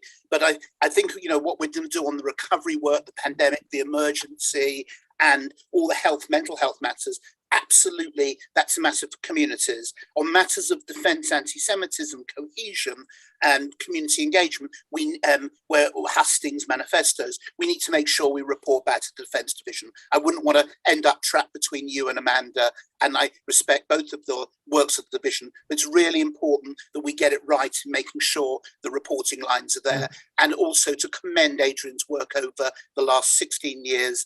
It's been incredible, the fact his perseverance over Ken, Boris and Sadiq as well, and a wonderful colleague to work with. Thank you. One sentence and then I finish, and that is, yes, I too thank Adrian Cohen for his massive contributions to the London Jewish Forum in the last 15 years. The reason I'm naming you and not Adrian is because you're on my division and Adrian isn't. And you're my point of contact. That's the only reason I'm singling you out. Otherwise, I would have singled Adrian out as well. Thank you, Marie. Thank you. Well, thank you. Could we please move on to David Mendoza Wilson to present his report? We're meant to finish the divisional reports at 12:30. So over to you, David, and then Ben is after you. Thank you very much, Marie. I see that we've already got a raised hand, so I will. Very good. I'll keep this brief. I'd like to actually just start by responding to something that Paul was saying before about the UN. I think that it's absolutely fundamental that we further our engagement with UN bodies, with their Department for Public Information, which engages with civil society in working on their information strategies, on working with ECOSOC bodies, places like the World Health Organization, UNESCO, and of course the Human Rights Council. These bodies need a huge amount of work. Of course, like Martin said, there are also bodies at the UN that do great work, like the Refugees Organization, UNHCR, like UNICEF, that do absolutely fundamental work. And we should, of course, also be working with them to make sure that their work is also going into targeting causes that are close to our heart. The way that the UN, I think, really does also tie in with some activities that we've been doing since the last plenary is that at meetings with ambassadors, deputy ambassadors, have been raising the Durban 4 conference and the upcoming conference, or so-called conference into anti-racism, which has been, each time it's been held, just an absolute cesspool of Jew hate, frankly. The UK is not attending, and we are encouraging other countries to join us in not attending.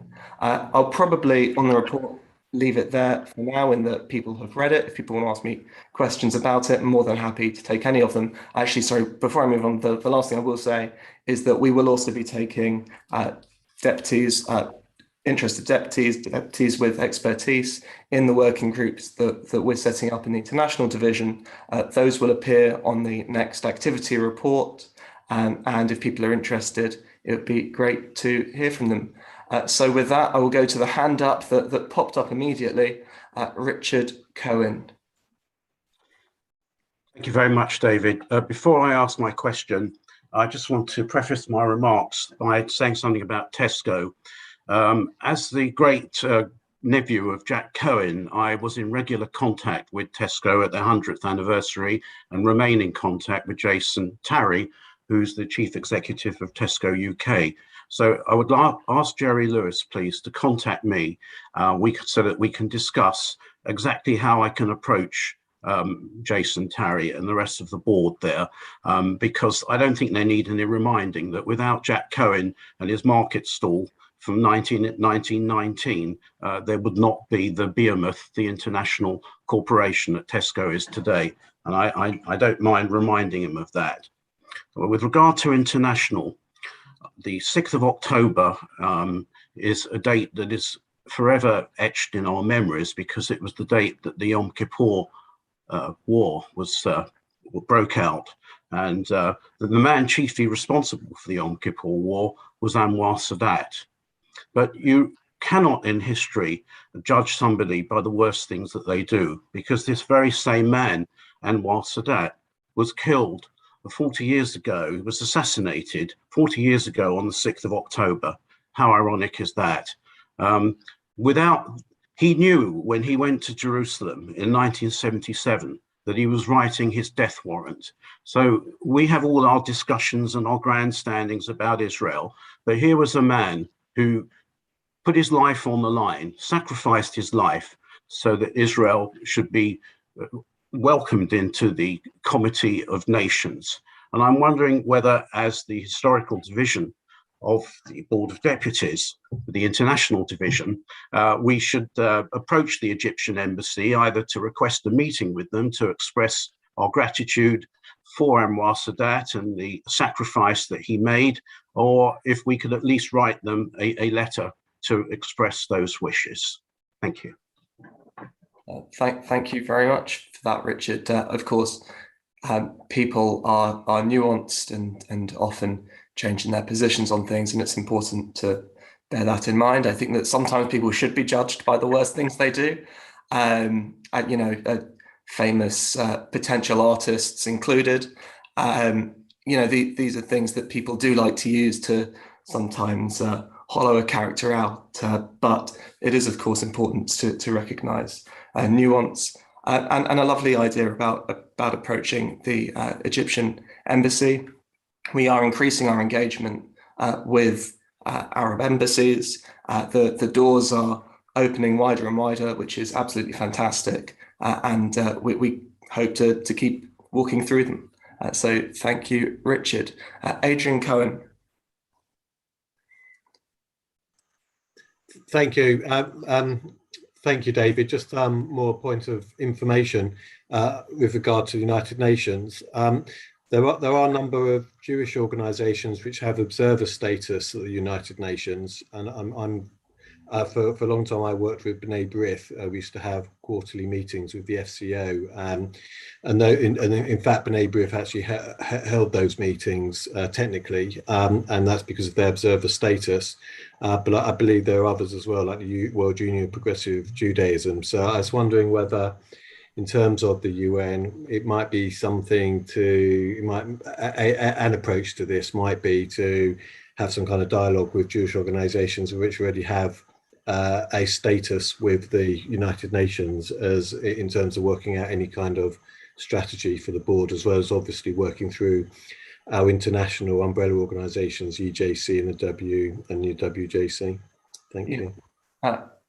Absolutely. I mean, frankly, we need to engage with the UN in as many ways as possible. Status with the Department of Public Information is a good one, which some organisations have. Special consultative status with ECOSOC, which is the principal organ that has the Human Rights Council, UNESCO, etc., all under it, is really important. Lots of Jewish organisations have membership there as well. You're quite right about B'nai B'rith International, who have quite an interesting historic role with the UN. I think they say something about helping form the UN Charter back in the day. And of course, you know, Jews have had fantastic influence in forming some of the best parts of the UN. The Universal Declaration of Human Rights was basically principally drafted by René Cassin, and you know, frankly, a genius. And yeah, so we need to increase our engagement. We need to look at all of the avenues that we can do that. We need to work with as many partners as possible, including, of course, embassies, who it is the countries that make up the vast majority of the bodies, and frankly, deal with a large number of the problems that arise from them in combating both bias against Israel at the UN and just straight old Jew hate. So thank you very much for that. Anthony Bolkova, please. Hi, David. Anthony Bolkova, UJS. I've been speaking to a few people around the VC elections, and it seems that the international division is the only one not to have released or published the actual results of the VC elections.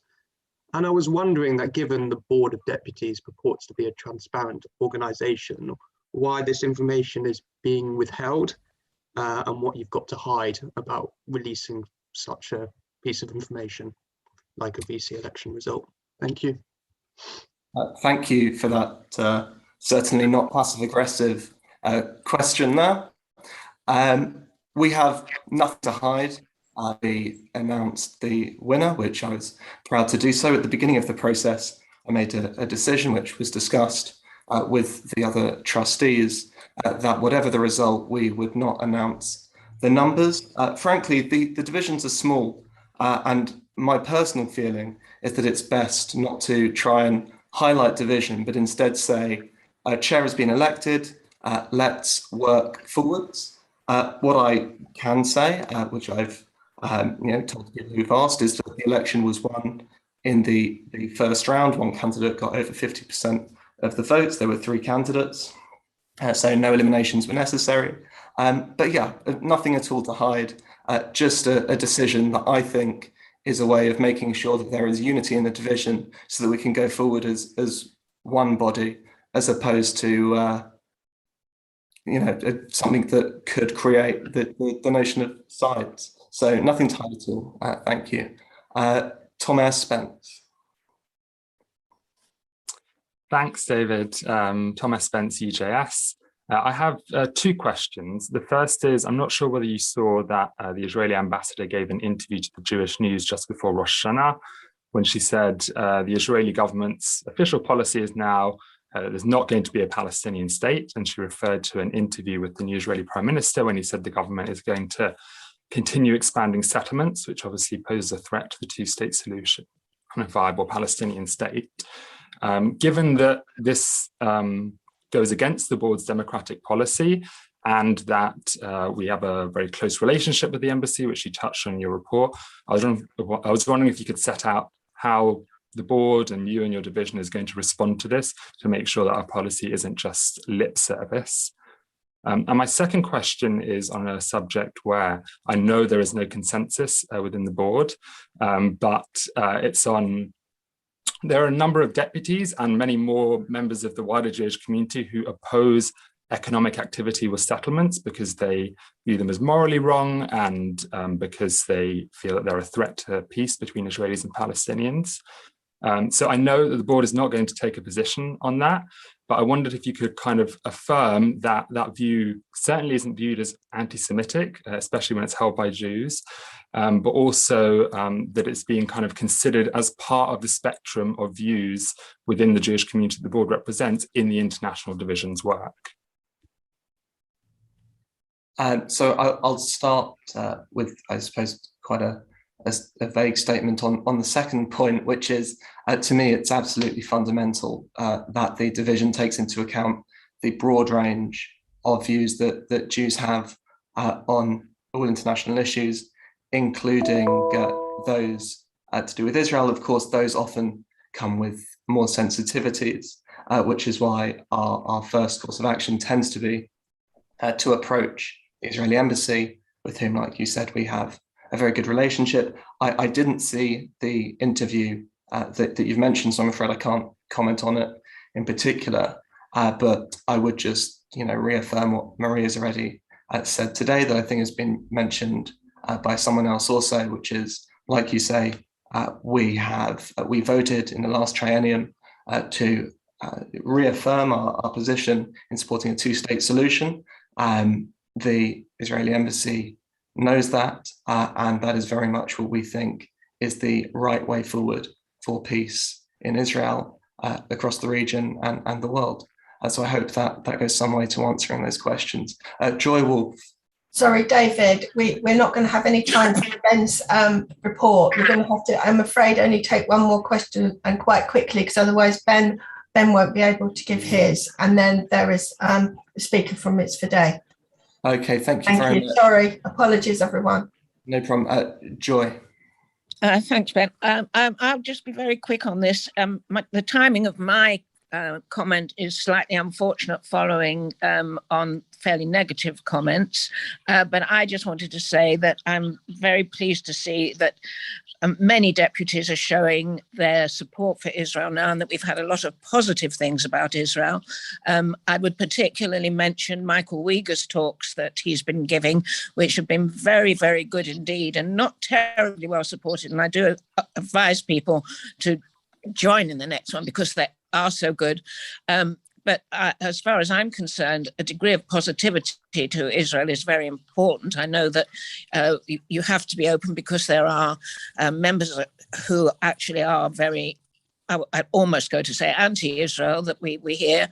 So from that point of view, and the only other thing I would say is that if people would watch out on Twitter and Facebook, Israel takes an absolute hammering when there are any issues on comments on those, and it's important. Excuse me, and it's important that those of us who do feel positive about it do get our voices heard in social media. Thank you very much for that, Joy. Absolutely. I mean, support for the state of Israel is one of the cornerstone issues for the Board of Deputies. It is fundamental, and we should be, singing about its positives. And all of the great work that it does inside the country and frankly for the world in so many ways. So I would absolutely agree that we have to bear in mind, of course, that there are a lot of forces that would like to see Israel abolished, and we need to be steadfast in our support for the state. So thank you very much for that. I'm really sorry that I didn't have time for all of the questions. I think there was only one other hand up. Vicky, feel free to just send me a message, and hopefully I'll be able to answer your question adequately. Thank you very much, Marie. Sorry for taking up so much time, and over to you, Ben. No, I'm sorry as well. We haven't got enough time. Ben, could you please present your report, and apologies. There's a hand gone up already, Ben. There isn't a huge amount of time left, and we have got a speaker from Mitzvah Day, our deputy, who wants to give us an address as well. Over to you, Ben. Yes, thanks very much, Maria, and thanks everyone. I will be as brief as I can. I think the core details of what I would say are in my report. I'll just give a couple of quick updates. I have seen draft numbers, though not final numbers, for August. August was a quiet month for us on the revenue side. We brought in some community contribution, but I think a little bit less than were expected. So we're ticking a little bit down there. I think the hope is, as often, that there's a little bit of a spike during and after the high holidays. It will pick up a bit more in September and October. Although obviously the numbers look very good at this point, we are still projecting to run a deficit for the year as a whole, because so much of our activity is back-ended and our revenue is front-ended.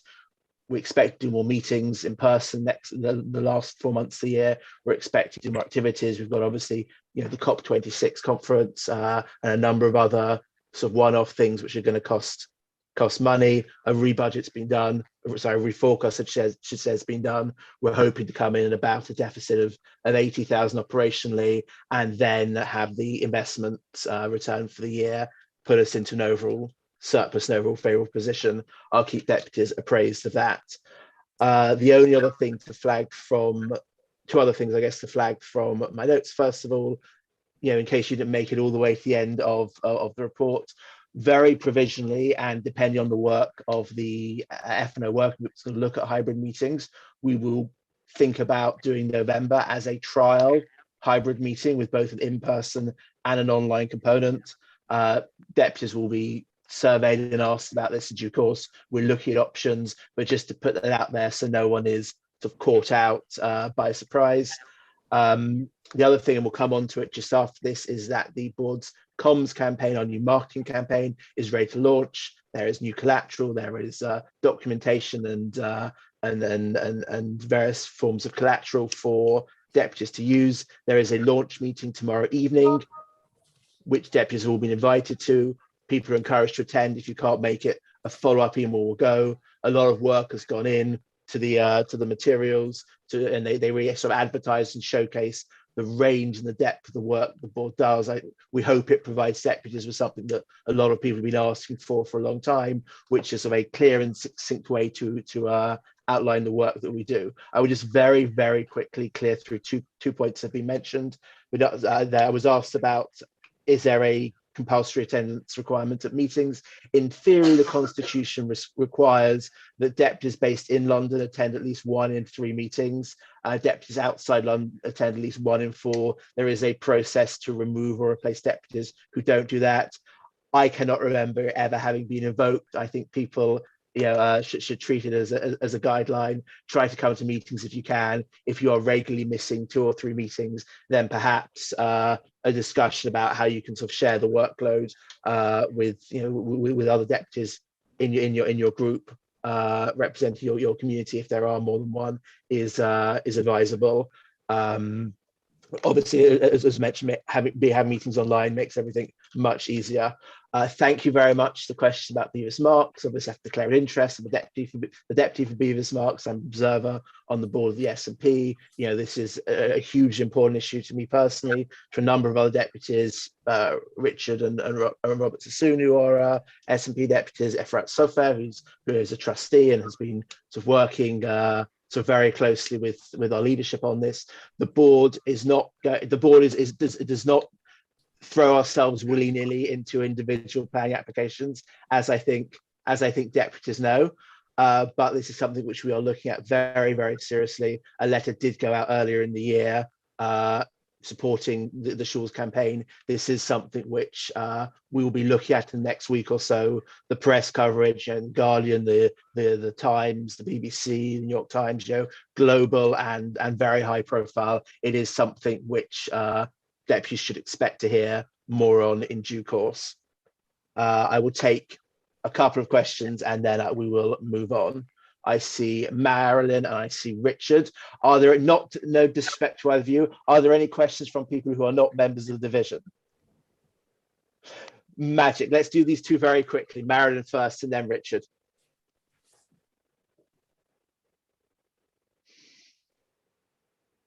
Right. Thank you, Ben. Marilyn Keane from Bournemouth Hebrew Congregation. As you know, I'm concerned that I'm the only woman on the F&O. If there are any female deputies who have event, fundraising, PR, finance, or risk experience, please contact Ben so your experience can be utilised appropriately, particularly on the working groups. Thank you, Ben. Thank you, Marilyn. Richard. Yeah, Ben, you forgot to mention trustee of the Spanish and Portuguese But my substantive question is with regard to the prospect of hybrid meetings, as you mentioned in your report, and you said that November would be a possible date. When would you be able to confirm to deputies who obviously have to make travel arrangements, particularly if they're coming in from the regions, that we would be able to meet physically in person? I think we would like to give deputies 3 or 4 weeks notice. So they aim to have something wrapped up and ready by the middle of next month. I think if there are no other questions, then I will just echo what Marilyn said. Obviously, we are all the HOs are in the process of pulling our divisions together, of putting together our working groups. We want to engage deputies who have relevant skills and experience. I like to think that the F&O has equal representation of the X and the Y chromosome, but Marilyn is right that we are short on female members, and it would be great to see more people involved from that area in particular. I think if there's nothing else, I will pass back to Marie to pass back to me. Thank you. And as Sheila and I were former F&O members, we certainly hope that you can get some more female help, because I have to say I agree with Marilyn. It should have better representation. So maybe some observers could offer your services, ladies, on the F&O. I assure you, it's a very interesting division, and Sheila and I certainly enjoyed it. Can I just cover very quickly the executive report? No one's come with any feedback, but can I just confirm to you that we are working on the board plan, which will come to deputies. I am very much listening to the involvement that deputies want to have. We have had a request for a meeting in December, which we have included. I've got another request from Jerry for next December. So I hope that we can have those extra meetings. Waiting to hear also on the hybrid meeting, also looking at the government advice and noting that they may be implementing some sort of lockdown as well, that I've started to read. I hope that doesn't happen, because I also hope that we can have meetings with people present, as many as possible, as soon as possible. So if anyone hasn't got anything else to ask on the executive report or in relation to the minutes, and if not, you're welcome to come offline. Apologies to those deputies who we couldn't accommodate all of the questions, and I can see that we've got, unfortunately, very little time, but please can I encourage you to contact your chair or your vice chair to ask those questions. Could I please introduce to you for up to 5 minutes, we've got Nick Grant from Mitzvah Day wants to talk to us about Mitzvah Day, which is obviously coming up very shortly. So over to you, Nick, and then back to me. Thank you. Good afternoon all. As Marie just mentioned, I'm the recently appointed deputy representing Mitzvah Day. Recognising that not everyone has come across Mitzvah Day before, let me start by summarising what this initiative is all about. It's a challenge to all synagogues and the Jewish linked groups to undertake some good deed for the benefit of both the Jewish and wider communities. Mitzvah Day has been running for the past 12 years, annually in mid-November. This year it's happening on Sunday the 21st of November, and by my discussing it now, I'm hoping to encourage you all to help your own communities to take part. Of course, given that we don't know what the COVID situation will be on the 21st of November, projects will need to be chosen that will work with small groups of people and that can be adapted if there is a lockdown. Experience has shown that a key to good social action is planning the event well in advance, assuring that those receiving can really benefit, which is why I'm wanting to draw Mitzvah Day to your attention now, as there are still 2.5 months to get organised. Some straightforward ideas for a project are a food bank collection, cooking meals for the homeless, or perhaps a litter pick. Another project might be to support Ajax, with whom we have partnered for many years. Remembering and honouring servicemen and women is an obligation and a blessing, and you might like to join the board delegation when they attend the Ajax parade to the Cenotaph, which is also happening on the 21st of November. Remembrance, we believe, and Ajax believes, truly is a mitzvah. There are many other project ideas on our website. Please take a look at mitzvahday.org if you want some other inspiration. Our theme for this year is togetherness. With us all having been forced apart due to the COVID pandemic, we've seen a growth of intolerance, online hatred, and anti-Semitism. And I have so frequently heard that these situations need to be addressed. So it's crucial that we all take the opportunity offered by Mitzvah Day to reach out to our neighbours of all faiths and backgrounds and to take some hands-on social action side by side with them and to rebuild relationships. Mitzvah Day is aligned to Interfaith Week, which makes reaching out to other faith groups much easier to work with. We're hoping that we can count on all the organisations represented by the Board of Deputies to get involved. And if you would like to help in how to make an interfaith contact, staff at the Mitzvah Day office can take you through the step-by-step. Perhaps you're asking why we should be taking under a Mitzvah Day initiative. If so, I would say that all Jewish groups have a responsibility in building safe places where we can all live in harmony. To finish, I would like to read out from our mission statement what a Mitzvah Day aspires to be, which is a Jewish-led day of social action that brings thousands of people together of all faiths and none and of all ages to give their time, not their money, so as to make a difference to the local community around them. That's it. Thank you for your time, and I'll be pleased to answer any question if time permits. Thank you. Thank you. I'm really sorry. Thank you so much for that, and I urge everyone to support Mitzvah Day.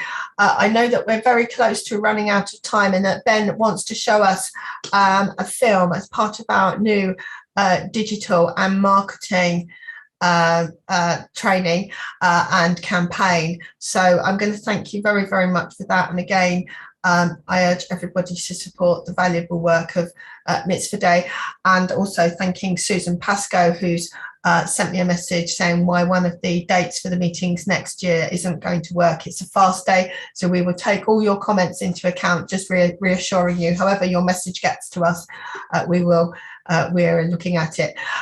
Ben, could you please make the introduction for the video? Thank you.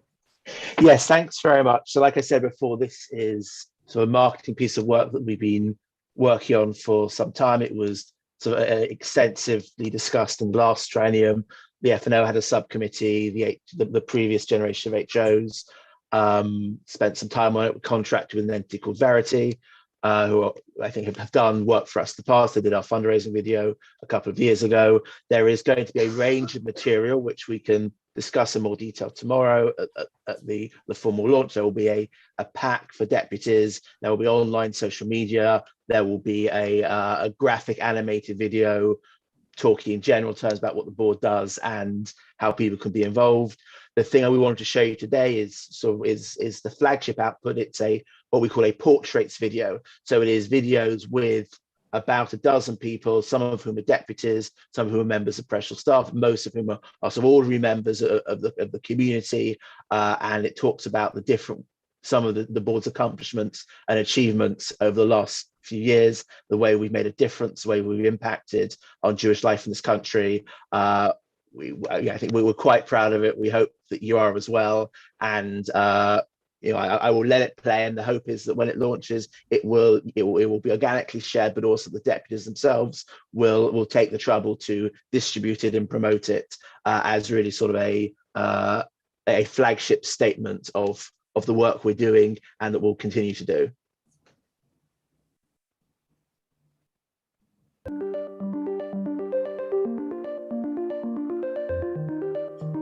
I was forced out. I had to resign. I think so. So I took a stance to my union equity because I felt, were cajoling people to join a Israel and a BDS. So I left the union. Defending Jewish religious freedoms is one of the most important things we do, whether that's the protection of kosher meat or the practice of circumcisions.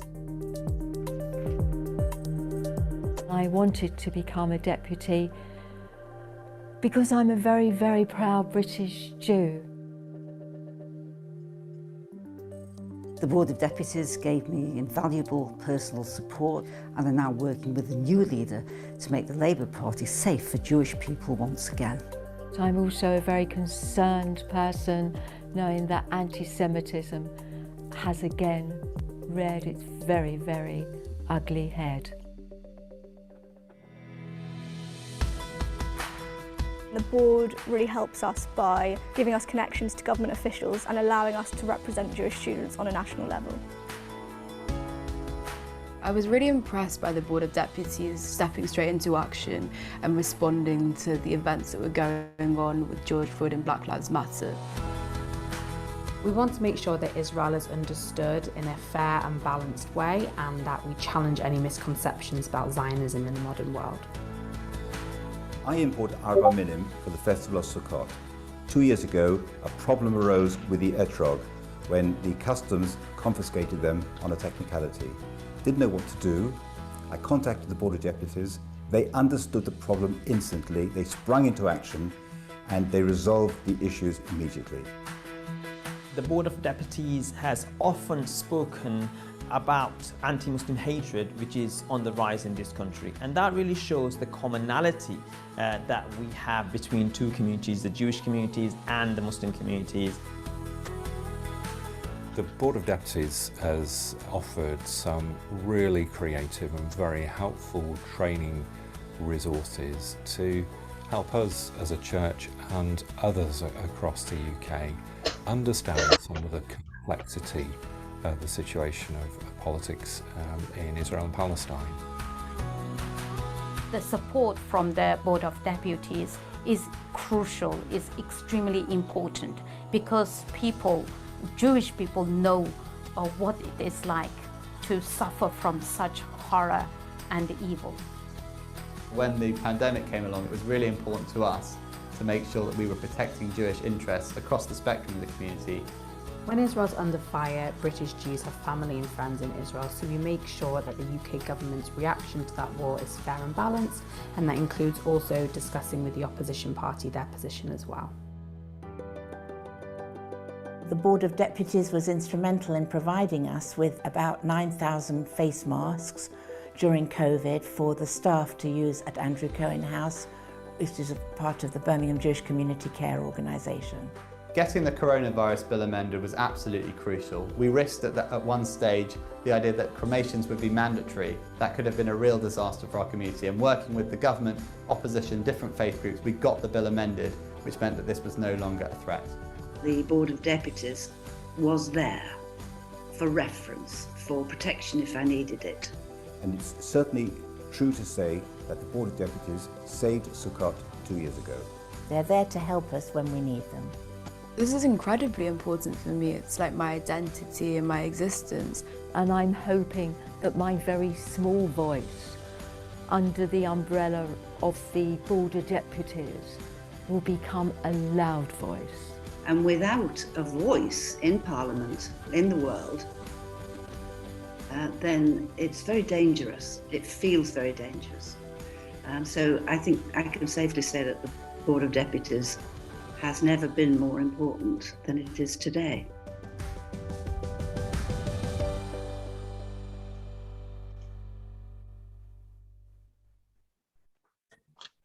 Jude, you want to come back to me for a sec?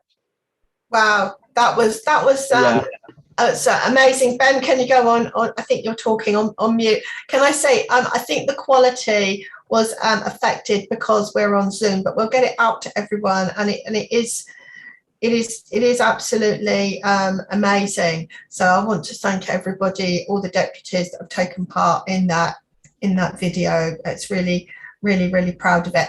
And also, in fairness, I would also like to thank the European Jewish Congress, who sent me during the pandemic, very emotional when I saw Ruth Jacobs there, about 30,000 face masks to distribute when people had none, and it was amazing. And also Keith Black had also contributed to face masks, and I think that was an incredibly kind gesture from both of them. So well done. Did you want to add any more on that, Ben, other than It'll be better when it's not on Zoom. Yeah, I would just say a couple of people were messaging me saying the video was sticky. The video loaded fine for me. I think it's a Zoom issue. The video is high res and fluid and streaming, and we will send round. So when it's distributed, people just get the master link to use, as